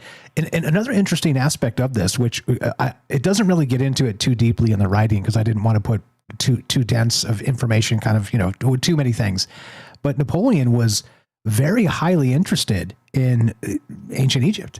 Like, he spent a bunch of time in some of those places doing who knows what, and was responsible for finding, him and his expedition, for finding the Rosetta Stone initially. And so that type of thing kind of comes into this in the larger context of that ritual magic, and sort of that deep, as I like to call it, the deep magic from the dawn of time. And how weird does that get? That's a whole nother tangent. We don't have to touch that, but I did want to mention it because repatriation, the Rosetta Stone, Napoleon, it certainly fits into this context tonight. Fire stuff. What else you got? No, so again, I just look at it as that, like you're saying, I'm just kind of looking at that in that perspective but again, I want to see if maybe these tools, what are they, which exactly are the ones that they're talking about, you know what I mean? Because then it'll tell you too, because I through a brief read, it doesn't tell you exactly where, it tells you who, what king and queen, you know, added jewels to the crown, but it doesn't tell you exactly, you know, like some of the diamonds they did mention that they were from India, and that was a big one, I believe, in some of the necklaces that were some of the jewels that were, you know, the crown jewels that were there. But yeah, so that's the question I want to know. You know, I mean, I want to know specifics on what jewels are they talking about. You know what I mean? Was it like, did they break it up to just take some of the jewels and left the crown, or did they? I know they didn't. Did they take the whole crown? No, so they took like a necklace, they took earrings, they took all kinds of regalia, but they left the crown. I think they dropped the crown and it got damaged, or who knows? Maybe as Herschel was saying, maybe it was an intentional, like an FU to the crown and kind of clanked it on the sidewalk and left it there. Like, who knows? Like, because the other stuff is priceless, right? But I would guess the crown jewel is the crown. So maybe it's a little bit less symbolic in the larger, you know, ritual magic context and more like an FU. I mean, I could see that level of symbolism in 2025. Yeah, so it was the one from India then that I was reading upon. It was, yeah, so the big ones, and that necklace was, I mean, those were pretty big jewels. And, you know, again, you know, who knows if they were actually diamonds, you know, I mean, they claim to be, but, you know, ancient technology, you know, me, I'm always about the ancient astronaut theory, say yes, but, you know, you look at that in that perspective, you know, I'm hoping that they would be not trying to sell those things, but give them back to the countries that say that they want them back. You know what I mean? I'm more that type of person, hopefully, that someone will say, you know, finally, here's what, you know, give them back to the countries that because there's a lot of movement going around in Africa right now, and I'm very happy for them, too. A lot of these countries are breaking from France and a lot of, you know, and Europe, you know, a lot of those Europe countries are no longer have a stronghold, and they're taking over their own countries, and I'm, you know, I'm for that. You know, I'm happy for those countries. Yeah, power to the people, like kick the despots out.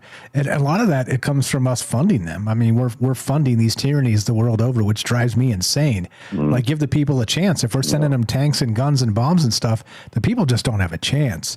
So it's sad that it always comes down to some level of revolution, but at least give the people a chance in this capacity. But you were spot on 100% with that. And I agree with you.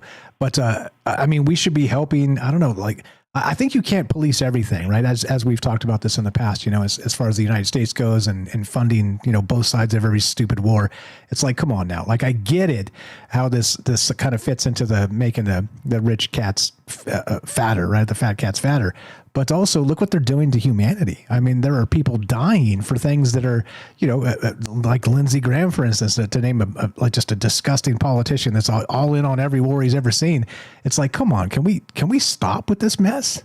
But no, here we are, 2025, still happening in all the damn places. It's crazy. Yeah, we all know that political stuff. So it was all about the money. Well, people are getting funded for all that, for those laws to be passed. And that's a whole different story. We don't talk about that here. Yeah, whole different story. Yeah, man, but that's just, I just want to add some of that to it, man, for tonight. And that's all I got, really. But, yeah, man, everybody had a good stuff out there. And have a good night, Mike. We'll see you next time. Appreciate the call. You're the best. Tell Michelle we said hi, and you have a fantastic night. We'll talk to you soon. All right, brother. Have a good one. Thanks. Take care. You know we love him. Kelly, good friend for a long time. And again, the first guy that called us and then called back, he's been calling ever since. And he's got a ton of good points there.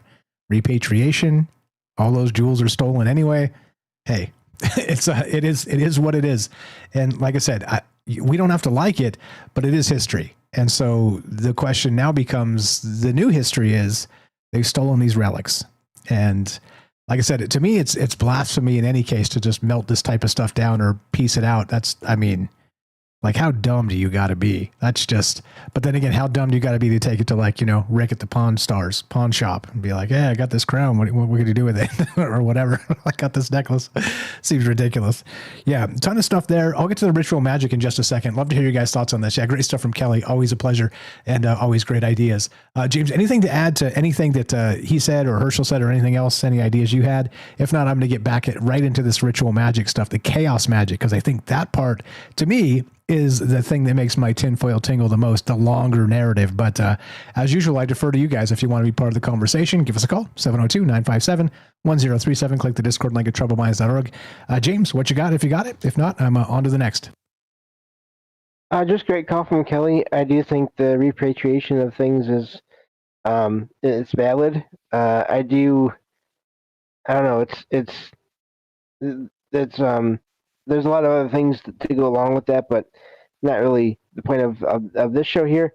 But just the idea of why do we have to have so much focus on these stones when there's all this other stuff going on and people around the world, dealing with life and death things. But that's just my opinion on that. And I'm not saying I'm right on it. Just where my mind goes. But yeah, I mean, they are considered to be powerful in different ways, whether it's money or symbolism. All these different things do play. So, but yeah, that's all for now. And looking forward to the rest of what you have, and then hopefully some more calls. You're the best. I'd love to hear your guys' thoughts on this. What do you think? Is it a ritual or not? As usual, I think the ritual stuff is incredibly poignant because we got to wonder if the sickos involved, the billionaires, are really into this stuff. And shout out, Rohan, rest in peace. The Rohan principle plays heavily here tonight, because what are they going to do with these things? And it is sort of like a ritual countdown to Samhain, the veil's thinning, right? This resonant energy of these colonial artifacts. I mean, anyway, so here's the thing, right? So the symbolism to the number 8. So they deliberately damaged the 9th crown and the timing 12 days before Samhain. So let me read you this bit. And this is pretty good. If you haven't read the write-up tonight, check this out. So what if this wasn't theft for profit, but acquisition of charged relics? The thieves took 8 items in 4 minutes. Well, 4 to 7, depending on the reports, but now they're saving 7 minutes. So 8 items in 7 minutes, leaving a 9th behind. A deliberate choice that suggests numerological intention. 8 represents infinity when turned on its side, the eternal cycle, the octagon of cosmic order that bridges square earthly matter with circular divine perfection, which we've talked about a lot on the show. The symbolism and the 8s and the Ouroboros, all the stuff, right? But in the pagan wheel of the year, 8 Sabbats mark the turning seasons. In Buddhism, the Eightfold Path leads to enlightenment. In sacred architecture, octagons appear at transformation points. Baptismal fonts where souls shift from unbaptized to sanctified. Cathedral crossings where horizontal human space intersects vertical divine ascent. Now, that's where the numerology comes into this. It makes me scratch my chin and go, okay, so what's actually happening? Like I said, it seemed very interesting with the number of items, the time it took, and all the rest of this stuff. But check it out. So 9 would complete the Trinity of Trinities, the full manifestation of 3 times 3. They stopped one short, leaving the system open, unfinished, maintaining energetic flow rather than closure. And it was the keystone, per se. When you talk about the crown jewels themselves, the crown is the paramount point. You get it? There's something that doesn't fit here. So the Empress Eugenie, the crown, found damaged outside the museum, wasn't accidentally dropped, this is speculation, of course, during a hasty escape. It was sacrificed deliberately. And this is a little bit more what Herschel was saying, at least in a smaller context. Its destruction releasing rather than containing whatever accumulated charge it held. Okay, so in chaos magic theory, objects gain power through collective belief and historical resonance, which is the whole point of me talking about this tonight. A crown worn during coronations becomes more than metal and stones. It's a conduit. Millions of people have seen these jewels through museum glass over decades. Tour guides recite their provenance. Historians write books detailing their creation. Photographers capture them from every angle, which we've got pictures of these things, which, again, this stuff is gorgeous if you haven't seen what these jewels actually look like pre-burgle. I mean, you know, before the previous burgle. But anyway, so photographers capture them from every angle. Each active attention feeds energy into the objects, layering belief upon belief until the items exist in two states simultaneously. The cat state, as we've talked about in the past. Superposition. And this is what I mean by that. Not directly. It's not quantum. It's more theoretical in terms of priceless cost-wise or priceless energy-wise. Physical artifacts and thought form repositories. Okay? That's where my mind is at with this. And that's why I was like, this seems really strange. Of all things to steal. Think about it. You could steal, I mean, I don't know, all manner of things. There's all kinds of things that are not like historically important, priceless artifacts, and you could still get rich. But for some reason, somehow, and Sylvain said that this happened years ago too, that this very similar thing happened through the exact same balcony, very similar heist. So, I mean, it's almost as if the playbook has already been written. But anyway, so the museum function is a modern temple, maintaining relics through controlled access and enforced reverence, climate-controlled cases, motion sensors, guard patrols, all this stuff. But these weren't just security measures. They were preservation rituals keeping the jewels in stasis, preventing their accumulated charge from dissipating or being accessed. This is chaos magic again. Theoretical. This might not be real, probably not. You take it or leave it. Breaking the cases during Samhain season, when Celtic tradition holds that the veils between worlds thin and supernatural forces can cross previously impassable thresholds, represents more than practical crime. It represents ritual liberation of power objects from containment, executed during the one time of year when such working becomes possible. And that's the thing when I started digging the synchronicities into this and, you know, doing what I do, just kind of flowing the data, I was like, wait a minute, this seems like there's legs here. Real or not, it seems an interesting narrative. And remember, what we're doing is just what everybody else is doing. We're building a narrative through conversation, collaborative dialogue, looking at the world in a different way, and wondering if this type of stuff that we're talking about actually plays at the highest levels of power. Chaos magic. I don't know. I wish I knew, but I don't. But that's where we're at. The Gallery of Apollo is where it came from. I mean, there's so much here that kind of just makes you scratch your chin and go, what in the ever-loving F is going on? And we'll get to the rest of this. I see your hand up. We're going to go to Sid as soon as we come back from the break, so be patient just a minute. We'll get back to you. James, anything to add on any of that resonant energy stuff, maybe the working, the Samhain working with All Hallows Eve? You think some of that plays, or are we being a little too imaginative tonight? What do you think? I don't know, but there's a couple of things that stand out to me based on all the numbers and the configurations of things. If you were to put those 8 items that were taken in a shape of a square and then put that crown that was not taken or dropped or whatever happened with it, left behind, in the middle, and you put that crown up above everything else vertically in the air, what does it remind you of a little bit? Almost like a pyramid. Pyramid, yes, indeed. And there's all these, I've heard people talk about before how there used to be capstones, or at least coverings, on pyramids. And now no one can find them. And you have this crown, metaphorically top of a pyramid, that was removed from where it was being stored, and then, but left there. But again, that energy system, leaving it open, but also just destabilizing everything possibly.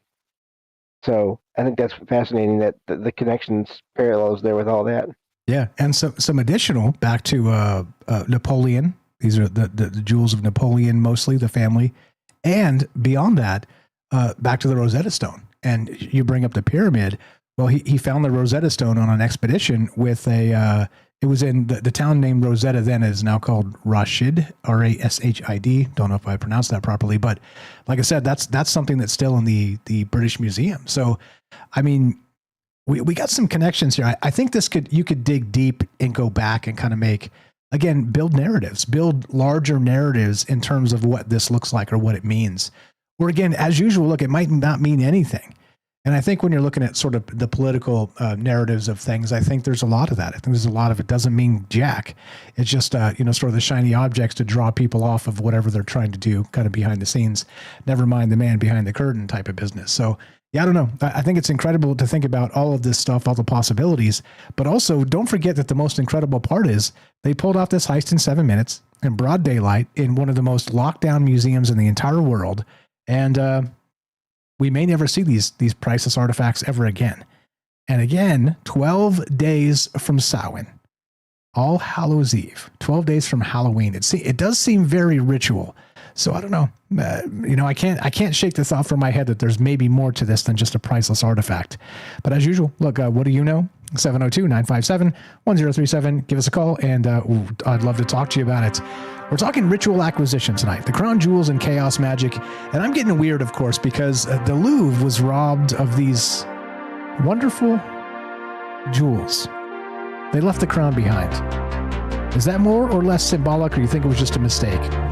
And what's going on with the chaos magic? Real or not? 702-957-1037. Be right back. More on the way. We got Sid coming up on the Discord and your calls as well. Don't go anywhere.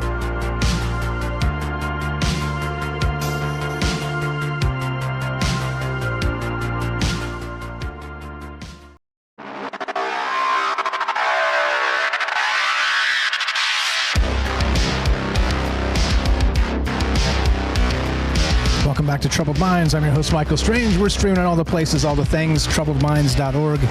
Check it out. Come say hi. Come meet all these amazing people. Join the Discord. Subscribe to the newsletter on Substack. Listen to the radio station. All the ways, all the places to support the show. This is just an exercise in ideas and possibilities. That's what we've always done. This is what we'll continue to do. But I'm calling this ritual acquisition tonight. The crown jewels and chaos magic. Is it possible? And it was not just simply a heist. Like I said, you look at, you could do a casino heist, right? I mean, maybe it's easier, Ocean's 11 style, and come out with like bricks of gold or something, right? You know what I mean? Like that's one thing, because you could certainly offload that somewhere and get rich. Well, in this case, you can't go sell this stuff at a pawn shop. That's ridiculous. So what does it mean? What does it look like that these thieves stole treasure jewelry from the Louvre in 7 minutes in a daylight heist? And why'd they leave the crown behind? Damaged. Seems very symbolic to me. But what do you guys know about it? 702-957-1037. Click the Discord link at troubledminds.org. James stepped away for a moment. Let's go to Sid. Victor IRL. What's up, brother? You're on Troubled Minds. Just accept a thing and unmute, and you're good to go. Welcome to the joint. Hey, can you hear me okay? Yep, loud and clear. Coming through perfectly. Right. Welcome to the joint. All right, thank you. This is actually my first call in. I don't know if this would be too tangential, but since we've been talking about the crown jewels of France, but I wanted to kind of go on a little tangent about the English crown jewels and the possible connection to everything we're hearing about the Epstein files and how high it goes. And in the reading I've done over the years, I've come to understand that the British monarchy has had a lot of clandestine activity as far as black magic and whatnot, ritual sacrifice, sex magic, and things like that. And I'm wondering if King Charles maybe cut his brother loose because he was afraid of what Andrew would reveal about that kind of demi-monde of the British monarchy, and how prominent the British Empire still is. I mean, a lot of people mistakenly think that the UK is this sort of diminished power in the world, but I think they sort of like how the Roman Catholic Church is the modern Roman Empire. I think they underestimate how powerful the British Crown really is in the halls of power, commerce, banking, and so forth. So I was wondering what thoughts all of you guys out there had about that. Yeah, I think you're right. And funny enough, and this is not to get political, but the No Kings thing over the weekend, they're trying to change the wording on that to say no tyrants, because they're pissing off the the people who are actually have kings out there, the monarchies of the world. Right. And there are some, like you said, and the most prominent, of course, is the British royalty, which has been there for centuries. Again, back to John Dee and Queen Elizabeth I. We've done whole shows on this. But the wild part is I think you're right. Again, they're part of the Five Eyes intelligence community and a massive part of course, Europe and sort of the defense mechanism of NATO. There's a ton of stuff happening and not even talking about the crown. The crown itself, sort of their power seems to be, as you're describing, more clandestine in the sense of what do they really kind of pull, what strings are they pulling behind the scenes of the larger geopolitical space and then even in their own country. I think it's probably a little darker than we'd ever dream. And I know you're mentioning the Prince Andrew because they just dropped his title for obvious reasons because he's heavily involved with Epstein and the rest of that. But yeah, well said on that. I think you're spot on. And it's something we should watch because maybe they're next on a heist or something. You know what I mean? Yeah, and that was my little bit. I mean, I didn't really have anything else to put out there. I just kind of wanted to shoot my shot and just throw that out and see what connections anyone else wanted to make. All good. Fair enough. I appreciate it. You think there is ritual stuff to this? What's your take on the sort of the ritual aspect of these ideas? You think it's in 2025, it's more nonsense, or you think it's more behind the scenes real stuff that they're trying to pull over on us? Are you asking me specifically or just everybody out there? You specifically, because you're on the line. I think there's something to it. Even if there's nothing actually paranormal that's occurring, even if they think it does, I think it gives it some power, some psychic power or something. But I mean, what we've all heard, you know, kind of trickle through the collective conscious is that powerful people always seem to be tied with some kind of, whether it's a secret society, secret ritual, secret handshake, whatever. There has to be some kind of shibboleth they can use to find each other, to seek each other out. And so I think a lot of that is what's going on. They don't want the unwashed masses to know what these tells are. Well said. And I think you're right. As usual, these types of ideas are really kind of buried in the details of things we don't know, things we can only sort of speculate. You see some of the weird hand gestures that, you know, they speculate are Illuminati and some of these other things, but who knows what this stuff really means? Or when they hand out challenge coins, it's like they're kind of handing them out, you know, sort of after a bill is passed or something, and they shake hands and it seems like there's like a bribe of gold being passed from one hand to another. There's a lot of weird stuff going on out there that just makes you scratch your chin, as I like to say, and go, well, I mean, maybe, certainly, maybe. You're the best, brother. If you got anything else, all yours. But I understand you shot your shot, and I'm just twisting your arm to tell us more if you got anything else. Yeah, I may have something later, but for right now, thanks, Michael, for letting me speak, and I'll open the floor to back to you and anyone else who wants to call on. You were the best. First-time callers are always the best. I appreciate you very much. Thanks for listening for a long time, and thanks for popping in here. You prefer me to call you Sid or Victor? Sid's an old name that I acquired years ago. I'm a huge Pink Floyd fan, so Sid Barrett, for those who don't know, was their original guitarist before David Gilmour took over. It's just a name friends of mine have called me for ages, so okay. I'm fine with either. Okay. I'm a friend. Thank you, Sid. I appreciate the call, and thanks for the backstory on the name. And looking forward to talking to you in the near future. Appreciate it very much, and have a great night. You too. Thank you very much. There you go. First time callers. He's been on the Discord and making smart comments for a long time now. So this is what this is about: meeting new people and talking ideas and possibilities. What do you think is going on? Is there some ritual aspect to this, or is it inert in 2025? And I can see both angles to this, by the way, like I said, or multiple. And that's the point. So I'm not really trying to make the case other than sort of build a narrative that we can kind of talk about as it kind of, funnels down the information rabbit hole here. But what do you guys know about it? And how weird does this get? James, if you're there, you're welcome to chime in. Otherwise, we're going to go to Danny on the phone line. Hang tight, Danny. We'll get to you in just a moment here. I know James stepped away. I don't know if he's back. I have returned. and thank you for having me in here and being patient as I had to step away and come back. And yeah, great calls from everyone. Great to hear from Sid. And yeah, I think there's always things going on around the world that most people just don't hear about, and all kinds of levels of all that. So, but yeah, looking forward to the rest of the calls. You were the man. Thank you very much. Welcome back. 702-957-1037. Click the Discord link at troubledminds.org. Let's go to Danny in the Midwest. What's going on, Danny? You're on Troubled Minds. How are you tonight? Go right ahead. Hey, how's it going? Pretty good. No complaints out of me. I hope you're well. I'm well, thank you. I'm so glad James mentioned that stacking them up wouldn't look like a pyramid, because that made me think, and then the crown being thrown out, which would be, the top of it, because, that reminded me of some Bible verses where Jesus is called the cornerstone and also the chief cornerstone. So if you have all the corners of the pyramid, the chief one would be the one at the top, at the head.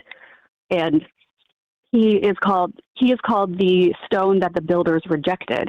So that crown, that stone at the top of the pyramid, would have been rejected, just like that crown was rejected when the jewels were stolen. Not just that, though. When you mentioned squaring the circle, the measurements of the pyramid also squared the circle. So that just tickled my fancy. I thought that was pretty exciting. Nice. So there are layers here, and so I like that. So it's more of an act of, dare I say, blasphemy? It's certainly an act of a rejection of that celestial power, at least in these terms. So do you think it is ritual? Go ahead. Yeah. With what else you got. Go ahead. I think it probably. I don't think it's likely that someone just stole it just to get money out of it. It's curious that the alarm didn't go off. If I wanted to think on like just a basic burglary level, I would imagine that if the alarm was having trouble, then the people working there knew that, and they maybe seized the opportunity to go snatch it really quick. Well, because they would know who's looking, I guess, if you want to go that basic with it. But for the crown to be left there and broken, and also the whole No Kings movement, and I was thinking about that I've been listening the whole time. I've been working. Also, it's, there's the aspect of the Age of Aquarius, which would not be a place that you would have a bunch of kings, ruling over, being tyrants over the people. And since it's the beginning of the Age of Aquarius, we're in that discomfort period when there's going to be a clash of the two ages, and there's going to be a lot of fight from the last age, which would be the old way of things, the kings and everything. So I don't know if I have an idea of who would have done this. I don't think it was. I think it's likely when something like this happens, just like the Notre Dame fire, it's something that grips the world's attention, at least the Western world, and everybody is paying attention to it. So the symbology of it has to be something pretty big, I think. Either a symbol of planned things and ends of eras. It tend to be beginnings of new ones when stuff like this happens. But I don't think that it's always intentional by the governments of the world or rulers, whatever. I think sometimes things happen, and maybe the symbolism isn't intentional, and it just happens at the right time because the universe said so. Yeah, kind of like James was saying, or as Carl Jung would say, the meaningful coincidence. So maybe entirely dropping the crown was an accident and damaging what maybe they meant to take it entirely.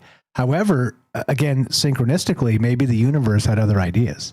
I love that because that's where this gets kind of spooky, because then you're like, okay, so I don't know, like fate and preordained, and the things flowing in the ether is we're all going about our daily business.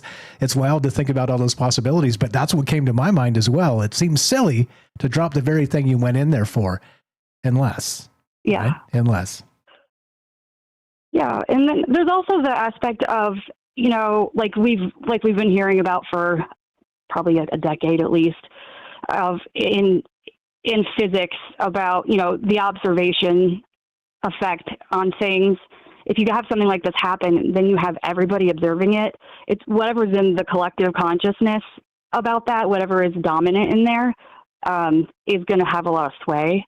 And if you can get people to sit glued to the news and sway their opinions, you might be able to use that in itself as a ritual to direct energy through whatever ritual you're trying to perform or whatever effect you're trying to have on the world. Like, as deep as it seems to go with the powers that be, they go to great lengths to set up some elaborate rituals in layers that last for years. And I could totally, whether I believed it or not, they do. And I could totally see them doing something like that. Yeah, which is the biggest question to me. So whether that stuff is real or not, it certainly seems like they believe it, the powers that be, those ancient powers that have been here forever, that have been these, dynasty families that go back generations. It seems like they're into this stuff. And it's super creepy to me. Like if they're doing ritual magic right in front of us, it's like, bruh, this might just not work at all. I mean, or maybe it does, right? So that's the spooky part when it comes to my mind. And I don't know, there's a ton here. As Herschel said earlier too, I think it'll be fascinating to kind of deep dive each item there and see if maybe, just maybe, there's something a little more compelling as far as the rabbit hole. Because I think there's a ton here already just to start. Exactly. That's what got me interested in symbolism to begin with. And then that was even before I learned anything about Carl Jung, which just makes it so much more exciting, and Rosicrucianism and things like that. But even though I didn't believe in what they're doing as having any effect, because I think there are effects of things now just from the attention it gets. But I don't have to believe what they're doing to want to know why they're doing it, and to pay attention to the symbolism and learn it, because it tells you what they plan. And even if it doesn't work, you can see their attitude towards you behind it, and what they think about you and what they want you to be doing and what they want to happen to you and how they want control.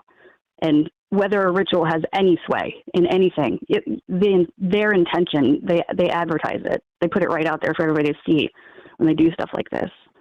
So it's not cool. It's not okay. Yeah, and that conspiracy realm, they call that revelation of the method. Is that to be karmically clear, they have to do it in the open in front of everybody. And if they get away with it without objection, then they are karmically clear, and now it's on you because you've allowed it. And again, I don't even know if I believe that, but it seems, let's say, if karma is real and it can be directed or changed or misdirected or anything like that, then something like that seems plausible. I mean, dare I say, it's a fantastic idea. Weird, wobbly, but I dig the actual basis of it entirely. Yeah, and that goes back to the same thing, whether it's real or not. If they believe, and that's just another tool for us to observe, if they believe that they have to, show their intent for their karma to get us to agree to it, then we can see what they're showing us and what they intend to happen just by paying attention to that. Yeah, well said. Well said. Like I said, this one creeps me out a little bit because there's so much to it. And the more I dig, the more we talk about this, the more I recognize there's so much symbolism cooked into this 7 minutes, which is nuts. Another crazy power number 7. So I don't know. What's your prediction on where this stuff ends up? Do you think we ever see this again? Do you think they catch these guys? Or do you think that just disappears into history and that's that? I don't know. I don't like the previous caller mentioning Africa, the jewels coming from Africa and stuff. I don't know if he meant specific to these jewels, but for me, it seems like if you're going to have a country that owns those jewels, if you were to send someone to steal them and then suddenly you have your jewels back, that's not going to make your country look really good.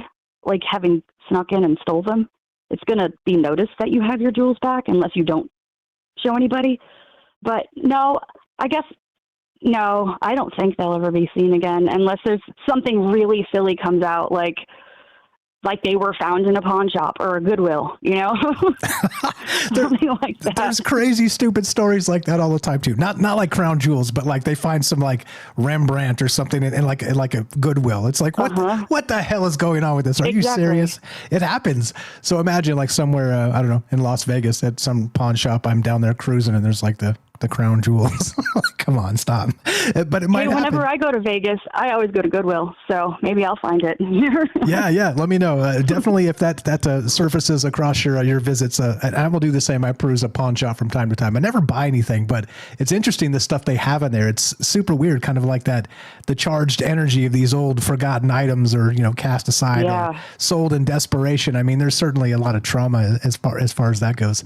Yeah, amazing stuff. What else you got? If you got it, if not, I understand. You tell me. What you just said made me think of what James said earlier about hauntings and things. And when you were talking about, the energy transfer into objects, there are rituals to do that specifically, like to create talismans or golems. I mean, it's throughout all kinds of spiritualities and intentional rituals to do that on purpose. So I think, if that's real, then we have like a long history of that being recorded of that. So maybe. I'm with you on maybe. I'll hang that on my belt and say absolutely maybe. And I'm interested to see what happens too, because like I said, in the next coming days and weeks, if they're going to catch these guys, they're going to catch them quick. Like there's going to be some stupid mistake somebody made, like somebody dropped a wallet or some dumb thing. Yeah. But if they don't, and they just into the night, into the quiet of the nights, we may never hear about this for like decades to come. God willing, we're still here. But this is the type of thing that is not just massively compelling, but rabbit holey in terms of what we know about it. And we only know what they've released too, by the way. So I'm going to keep an eye on this. And as we get more information about how it shakes out, maybe this is way more interesting than we ever dreamed. Right. And you have seemed, throughout this show, pretty interested in finding out about the symbolism.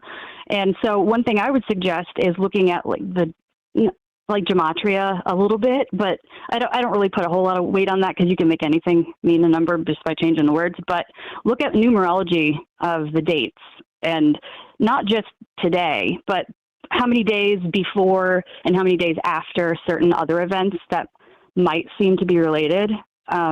Those numbers of the separation of days tend to be, in a lot of big events that grasp a lot of attention, tend to be important numbers in numerology. So that's interesting too. So maybe that'll be something you could look at. Absolutely. It is on the list, and it is part of my write-up here too that I'll get to in a moment. Yeah, fire stuff. Don't be a stranger. Where you been? Is everything okay with you? Yes, I'm just working so much. I listen all the time. I'm just working.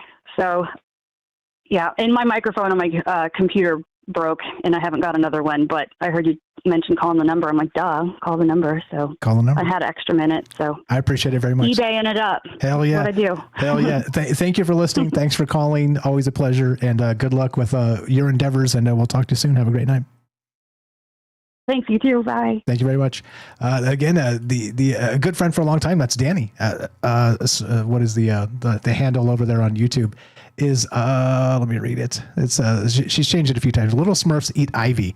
I forgot to ask too, by the way, if you have I'm not sure if you're working on it. I know she does the Algorithm podcast sometimes, hangs out with Algo, and also does her own stuff, I think. So let me know if you have a thing there. I'll plug it and let everybody know about it as well. But well said, all that. I think maybe there is sort of that larger contextual basis of not just, let's say, maybe the casting off Christ as part of it, maybe in the larger context of numerology, the days and the spaces. I think there's something here. And again, whether you believe that stuff or not, like I said, is irrelevant because it seems as if they believe it themselves, meaning the individuals involved at the highest levels of power. So wild stuff to consider for me. It's what brings me back every night. It says, not lately, but I have a radio shows coming up. I'll let you know. Thank you. Please let me know. Send me an email or hit me up on Discord or wherever you know where to find me. Hit me on X. And I'd love to help you with that and spread the word. Very, very smart stuff. I appreciate you very much. James, anything to add? We got a minute left or so, and then we'll get back and get deep into the chaos magic and a little bit more into the numerology. Yeah, great call, and great to hear from you again, Danny. And just there's so much. I do agree. Whether it's real or not, the idea of the magic is always fascinating, and the symbolism and all the different levels of that. I mean, I'm just glad when anyone sort of mentions that they were thinking of the same thing when I mentioned it on a show, because it makes me feel a little better. Like, oh, okay, maybe I made some sense after all with one of these things. So, but yeah, thank you for having me on, and looking forward to the rest of the show. You are way too hard on yourself, man.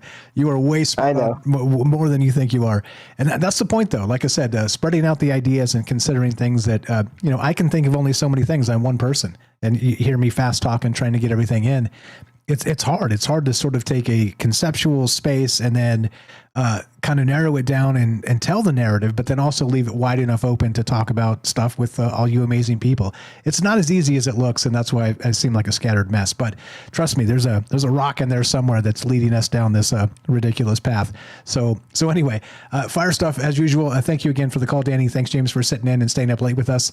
And we're going to be back in just a minute here, and we're going to get deep into this the chaos magic idea, a little bit more into the numerology and the ritual aspect of this. Like I said, the more I was digging into this, the more it was just popping into my face going, hey, what's up?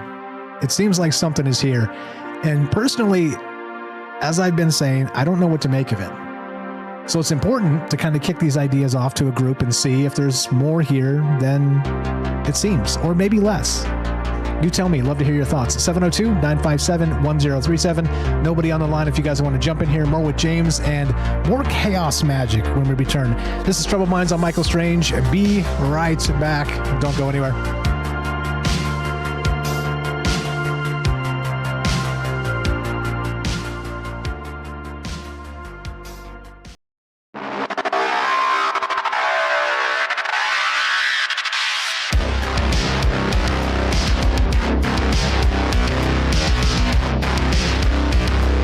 Welcome back to Troubled Minds. I'm your host, Michael Strange. We're streaming on YouTube, Rumble, X, Twitch, and Kick. We are broadcasting live on the Troubled Minds Radio Network. That's KUAP Digital Broadcasting, and of course, 88.4 FM Auckland, New Zealand. Tonight, we're talking ritual magic. We're talking this heist at the Louvre, which is wild to consider that they pulled it off in 7 minutes in broad daylight with yellow and orange vests, and then hopped on scooters and whisked away into the morning to go have French snacks at some cafe or something.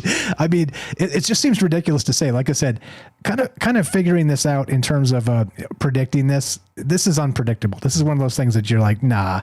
Like this happened in the old days. Like this type of heist has happened at the Louvre, including with the Mona Lisa. I'll pull that story up and read you the exact details in a second here. But I mean, this is nuts. And not only that, like I said, the more I kind of just ran this through, I didn't do the whole gematria on it, but I did the sort of a deep dive in terms of what this might mean symbolically and some of the other things. And again, the eight pieces, the ninth piece being the crown, cast aside, damaged, and left behind. There's a lot there. And again, as Danny was saying very smartly, and James said this too, is that maybe the universe is kind of making these proclamations for us, right? And clearly, I mean, I think if you're going to go to the trouble to break into this place and steal all the things, the last thing you would want to leave behind is the crown. So very specifically, ritually, it seems sloppy and ridiculous, but maybe it's not. Maybe it's not. I don't really know. And that becomes the wild part of this. And what do you believe? As usual, don't forget that many of these conversations come down to what do you believe? And that's my point in talking about them in such a wide and varied way, because I'm not sure what to believe when it comes to this stuff. And if they believe it, the elites, the power brokers of the world, all the rest, then what do we make of it? That becomes the question. James, anything you got on any of that stuff? And I'll get right into the chaos magic and keep on rolling. Well, just regarding the crown, in my mind, there's only two ways that it could have gone down. And that is that it was the burglars did it intentionally. They damaged it and left it.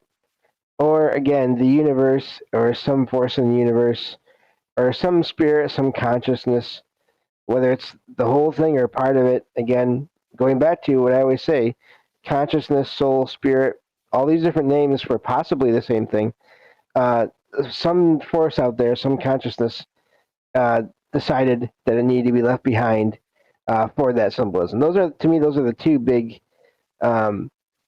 possibilities as to how that got left behind like that.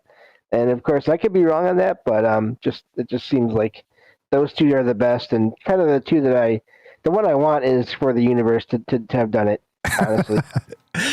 Which is funny, because if we're going to say that, maybe the universe kind of did that intentionally, and then also maybe made the dude drop his wallet on the scooter a mile down. You know what I mean? Like that type of stuff. Like when you're dealing with like ridiculous synchronicities and these I don't know, the universe kind of tugging at moments that are big moments. That it seems like maybe, just maybe, that's the type of like ridiculous thing that might happen, which would be unbelievable, by the way, which would be one of those things where like, yeah, right. Yeah. They found the guy's wallet. Sure they did. Right. Where's the patsies and where's the things and where's the real people who got this, because we'll never see those jewels again, but this guy will be in jail for like, the rest of his life. I mean, that's the type of stuff that makes you like smack yourself in the forehead and go, okay, so what the hell is really going on here in the larger context? But yeah, I don't know. I'm with you. I like those two ideas. And is there a third option? Like the third option would be that there's nothing involved in terms of, tugging the strings of the universe and synchronicities or anything like that. Zero symbolic stuff, just a massive oversight. And the guy fumbled it when he tried to put it in the bag on the way down the lift or something. I mean, who knows? Like that's the third option here, the normie option. It seems likely to, but to me, quite a bit less tantalizing for sure. It would be hilarious if somehow they got caught because of like social media or messaging, each other like, I can't believe you did that. Seriously? You're never going to live this down. You know that, right? And then that's like the messages are how they get caught or something. That'd be hilarious too. Yeah, or the old sending the other guy a message. I can't believe we pulled it off. Yeah, high fives, emojis. It's a shame about the crown, though. But at least we got the rest of the stuff. And yeah, ridiculous. But yeah. The other thing, I had the other thing, and I think I lost the other thing. Yeah, it's gone. But hopefully I'll remember before the end of the show, and we'll go from there. That's okay. Cut back in as necessary. Love to hear your guys' thoughts on this, guys. We got about 15, 18 minutes left if you want to jump in here and give us your take.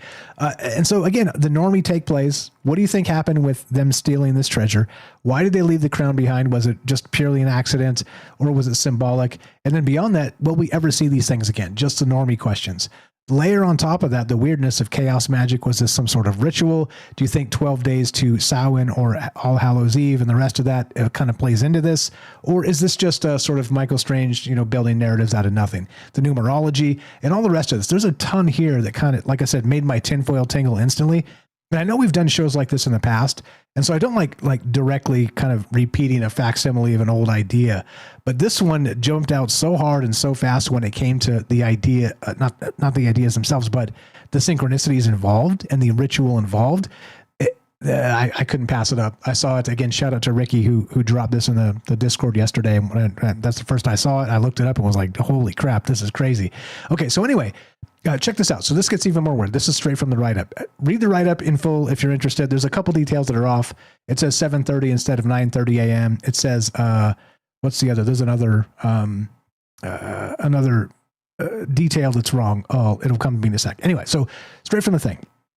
The Gallery of Apollo itself carries symbolic weight that can't be dismissed, which is where this was stolen from, the Gallery of Apollo. Built by Louis XIV, the Sun King, this hall functioned as a literal solar temple. Gilded ceiling paintings depicting Apollo's chariot bringing light and order to the cosmos, walls designed to reflect and amplify illumination. The king who declared l'état c'est moi, what is that? Pardon my French. Can I make it say the word? Can I? No. Yeah. Okay. Anyway, whatever. I am the state is what that translates to. Sorry, my French is terrible. I never took French and never spoke French, so literally pardon my French. But anyway, so the king who declared I am the state, built this gallery's monument to absolute authority. More layers, right? So to breach it during late October when sunlight weakens and darkness rises toward winter solstice inverts this solar principle. It's chaos magic, targeting order's symbolic heart itself. The heist occurred on Sunday, Dies Solis, Day of the Sun. The thieves struck during solar hours in a solar temple, but 12 days before Samhain, when lunar and chthonic forces ascend. Okay, you see? The timing creates tension between opposing principles: light and dark, order and chaos, preservation and destruction. This wasn't random scheduling. This was calculated synchronicity, chosen for maximal liminal potency. And so, like I said, this gets deeper and deeper. And the question is, if any of that's true, like I said, throw it out if it's not, and whatever, move on to whatever you're interested in next. And I'm going to do the same too.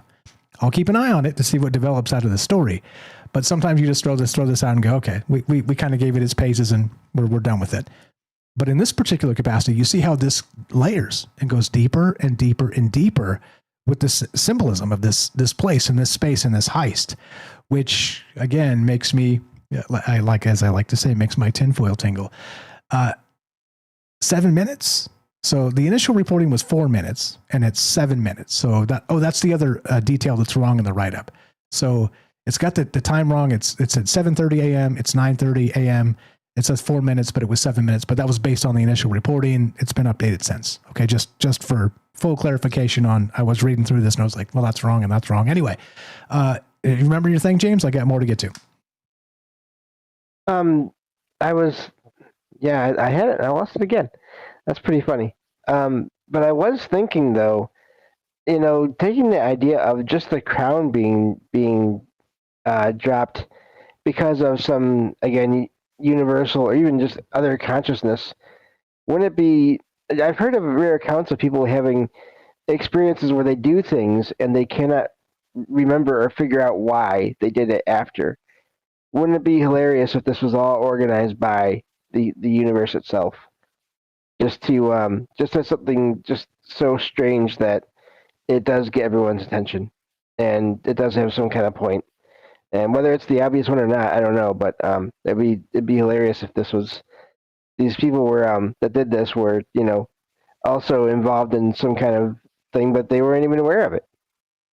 Yeah, the ultimate conspiracy, the conspiracy of the cosmos itself. Yeah, definitely. Just a point out on the filter I'm using. It does this weird thing to my lips that makes it look like I'm pouting and not interested, but that's not the case. So just so you guys know, I'm like watching myself going, wow, that looks really bad. Mike looks like he's not interested. I'll actually swap it out to a real one here, and so you can see my face. But yeah, I mean, the whole part of this just really kind of, again, makes my tinfoil tingle, which is the whole point of these ideas. And so, okay, so the rest of this now. So 7 minutes, that's how long the operation lasted. It says 4 minutes in the write-up, so I'll go with the 4 minutes because it's going to numerology. But that's how long the operation lasted, from cherry picker contact with balcony to motorcycles disappearing toward A6, which is the thoroughway or the highway out of there, whatever. So I'm going to skip it because it's 4 is not accurate. But these, okay, blah, blah, blah, blah, blah, blah, blah. Okay, so the damaged Empress Eugenie crown, Eugenie, I think is how you say that, found outside tells its own story.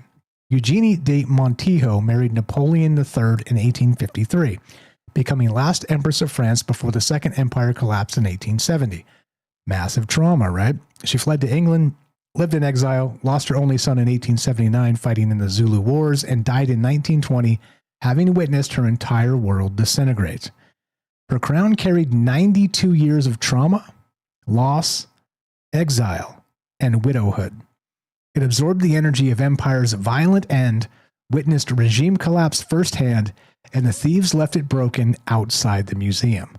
Almost as if it was a, how would you describe that? Maybe breaking the trauma cycle. I mean, there's a lot that kind of fits into this, like I said, and I'm not even an expert, as you guys can obviously tell, I'm not an expert at all, or even familiar in depth with the French Revolution and before and after. I mean, you can kind of pick spots in history where I'm, know a little bit more, a little bit less about France and the European history of it. But I'll bet you to a scholar out there or somebody who lives out there, shout out Sylvain, there's probably going to be a ton of stuff here that I'm missing entirely.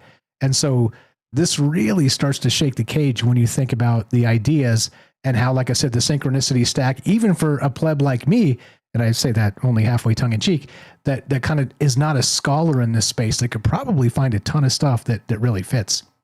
We'll get to the Samhain traditions here in a second that kind of make this come around full circle. James, anything you got? I got it, and I even put it in chat so I wouldn't lose it again. Nice. So I was just thinking, we were talking, people in chat were talking earlier, and we've been talking about how there have been heists before from that location, and I was just thinking, the further back in time you go, the easier it would be to pull off a heist. But now you would think that it would be really, really difficult. And yet, here we have this situation. So I find that fascinating because, again, if everything is working right, then it shouldn't happen. Except that not everything was working right. And so why? And I'm just really curious about those details. I don't know if we'll ever hear about them or not, and as far as like the full details, but I'd be curious about that as well. Yeah, the wild part too is when it comes to investigations like this that have sort of national prominence. I mean, I don't really want to say national security in this case, but certainly national prominence.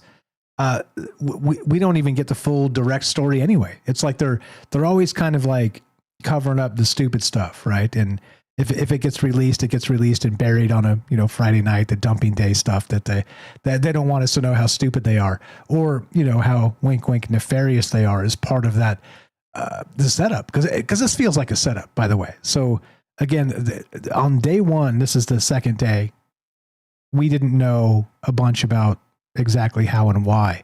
Now today, there was reporting coming out suggesting, again, uncorroborated, unverified yet, but that window, the alarm was turned off. I mean, this reeks of an inside job of somebody knowing this from the inside, getting paid to drop the deets to some criminal gang or something, or a billionaire that would pay a gang. And then, I mean, it's still the question to me. The biggest question is, what the hell do you do with these things once you have them? They don't make you rich. I mean, unless you sell it to a billionaire with a super yacht. And I'll just leave it at that. What do you do with them when you got them? It's not a Rolex. I mean, this is an actual artifact that anybody in the world would recognize. This doesn't belong at a pawn shop. I mean, I don't know. It's wild to me to consider that this type of theft goes on. Other than I don't know anything about fencing or the larger, let's say, antique game when it comes to weirdo billionaires. Other than, like I said, I always pick on Hobby Lobby a lot because they've been in the news recently about buying things from the Levant, like I said, from ISIS even. But I don't know. Super, super wacky stuff. Okay, so back to this. Now, so Samhain traditions include, now this is where this gets weird, right? Because think about it. They stole this broad daylight, 9:30 a.m., 12 days. It's like, remember when we were doing, when we started in October, and I was like, there's exactly 12 shows from now till Halloween. And we'll do like a countdown, 12 days to Christmas, or like 12 days to Samhain, 12 days to All Hallows Eve, Halloween. But now, and that was just counting shows through the month, right? And then I flubbed one because of technology, and then I messed the one up yesterday. We're making up today. Anyway, so there's not going to be 12. But interestingly, they stole it exactly 12 days from Halloween itself. So check this out. So Samhain traditions include sacrifice, animals, harvest portions, symbolic offerings left for supernatural forces during the threshold season, pouring some out for your homies, that type of thing. And in this case, the crown functions as a modern equivalent. High value object deliberately damaged rather than stolen.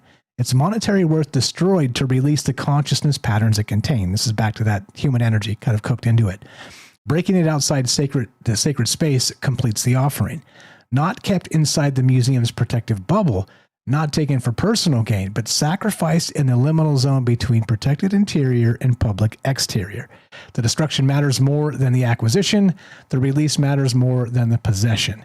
And that's the part, like I said, the crown business of this is, I mean, like I said, it's the title, it's the term, the crown jewel, or the crown jewels, the set of crown jewels. And then it just so, this whole thing is so bizarre. And I have a hard time believing that the individuals involved are inept. You know what I mean? Like the fumble, like of all things to fumble the crown of the crown jewels. It's so crazy. It's so crazy. So I got more here. Sylvain, if you got anything on that, Sylvain posted a couple things in the bit. He lives there. I don't know what the press in France is actually saying about this. Other than, like I said, I saw some political infighting, people pointing fingers. I saw some articles about that, but it's impossible to know when it comes to, propaganda and political stuff from outside of your own country. I mean, even in your own country, it's confusing as hell trying to keep up with who's lying to you and who's not. But if you got anything on there, Sylvain, you want me to add to the bit here, I'd love to hear it, because there's, like I said, there's no value like the value of somebody that lives in the space of what we're talking about. Because I've never been there.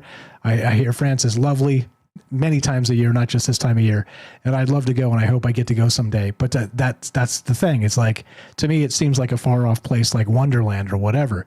But to you live there. And what kind of stuff are they saying about this a day or two in, and how ridiculous does it get?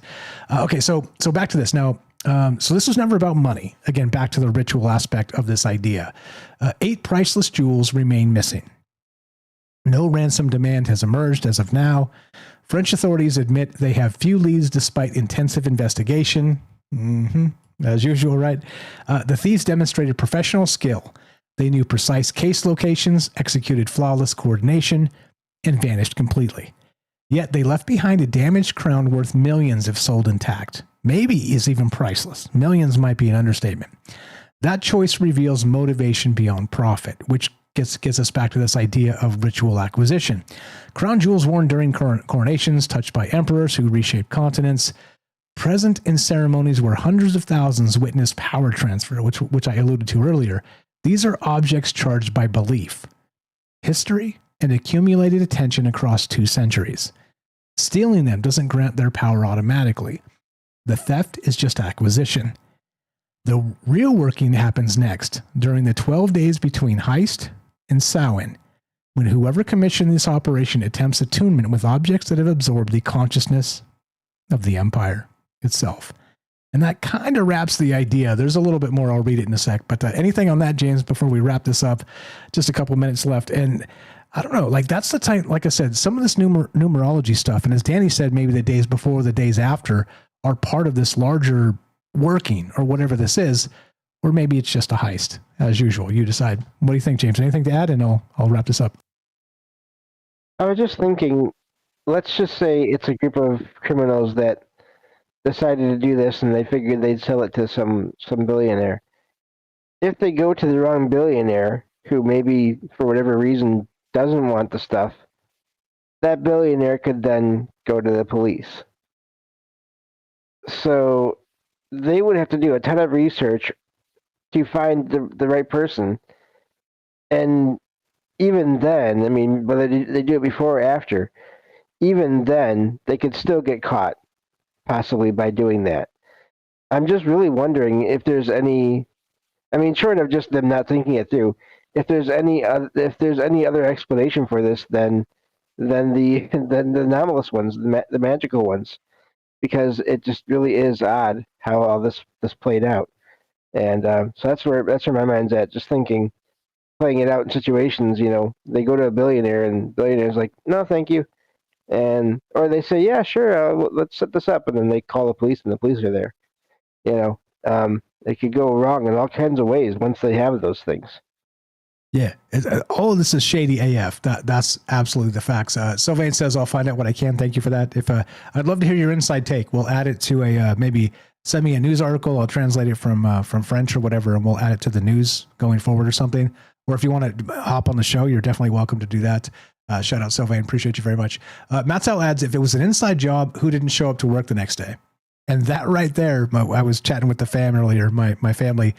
We got a Signal group we're always chatting with on a daily basis. And that's what somebody said, because they're like, that reeks of an inside job. Like, watch for the next 6 months and see who quits the job.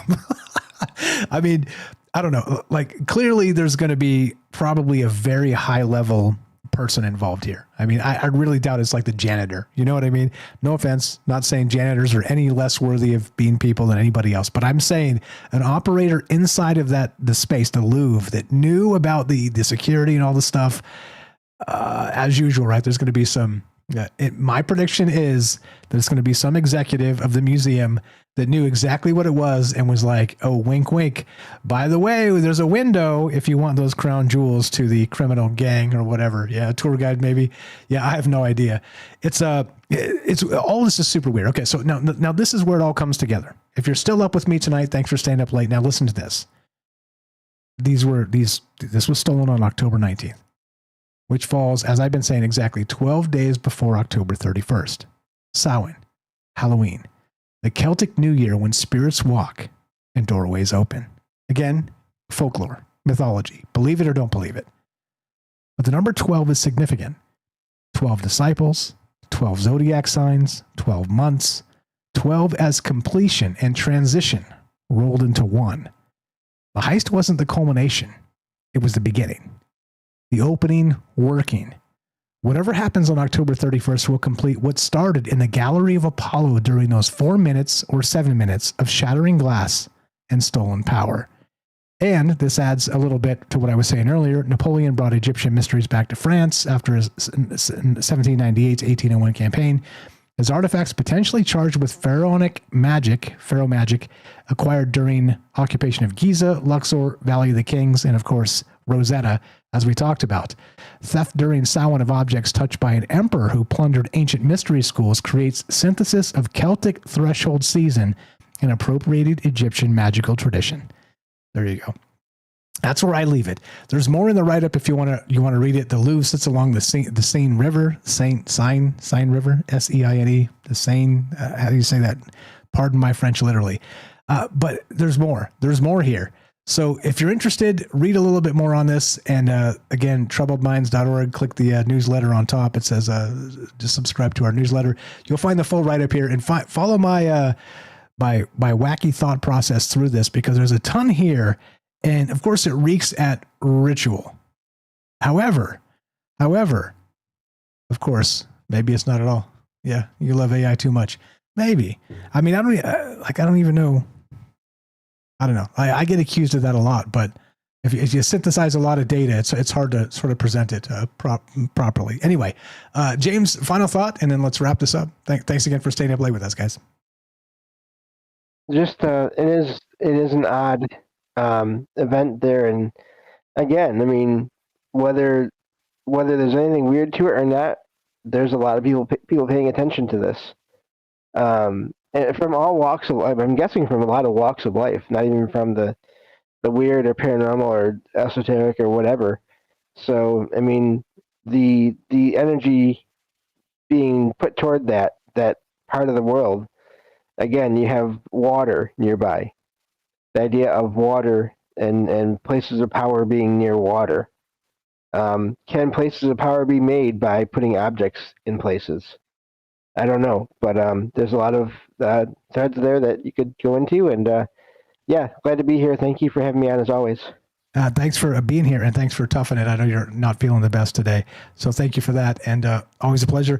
You guys know him, you love him. Again, the paranormal expert at Troubled Minds, the glue of the show, James Salcedo. Salcedo Paranormal is the name of his show. Go check out all the things. He's written some books. He's got some podcasts. He's got some radio shows. He's got all kinds of things he's working on. Go join the Discord, and you can find all that, of course, at salcedoparanormal.com, SALSIDO paranormal.com, or of course, troubledminds.org/friends. Scroll down a little bit, and it'll say follow James. Just click that. It'll give you his link tree, and there you go. There it is. Oh, powered by Bitly. Sorry about that for the Bitly links. If anybody doesn't want their Bitly link, let me know, and I'll fix that. Just sorry about that. It was just a way to count to see how many kind of clicks were coming through. But anyway, there you go. He's got all my links in the Facebook, YouTube. There's a PayPal there if you want to support him as well. You should. There's books on Amazon. All the things. Please, please, please help our friends. That's what this is always about. Because look, I could do things quite a bit differently, but I don't, because I think it's important to build community. It's important to be wrong together or right together. It's important to kind of challenge each other with ideas or not, and get together and tell incredible tales by dark of night. That's what this has always been about, and it's not going to change. I may change formats slightly or whatever to kind of make it easier on myself or easier on the conversations for everybody, but we're not going to change this. I'm not going to turn this into a some political talk show. I mean, F off on that. But yeah, fire stuff. I appreciate all the calls. Thanks again to James for being Johnny on the spot, the glue of the show, and fitting in here and making all the things work, because he always does. Again, help all our friends. SalcedoParanormal.com. Thank you, Sweets, for dropping all the stuff. And thanks to each and every one of you for staying up late and listening to not just live or the podcast feed, or listening to the replays after they air on YouTube or wherever, Rumble. Again, so just a reminder that I've never made a penny on YouTube. Not a single penny. 7 years, never made a single penny on YouTube.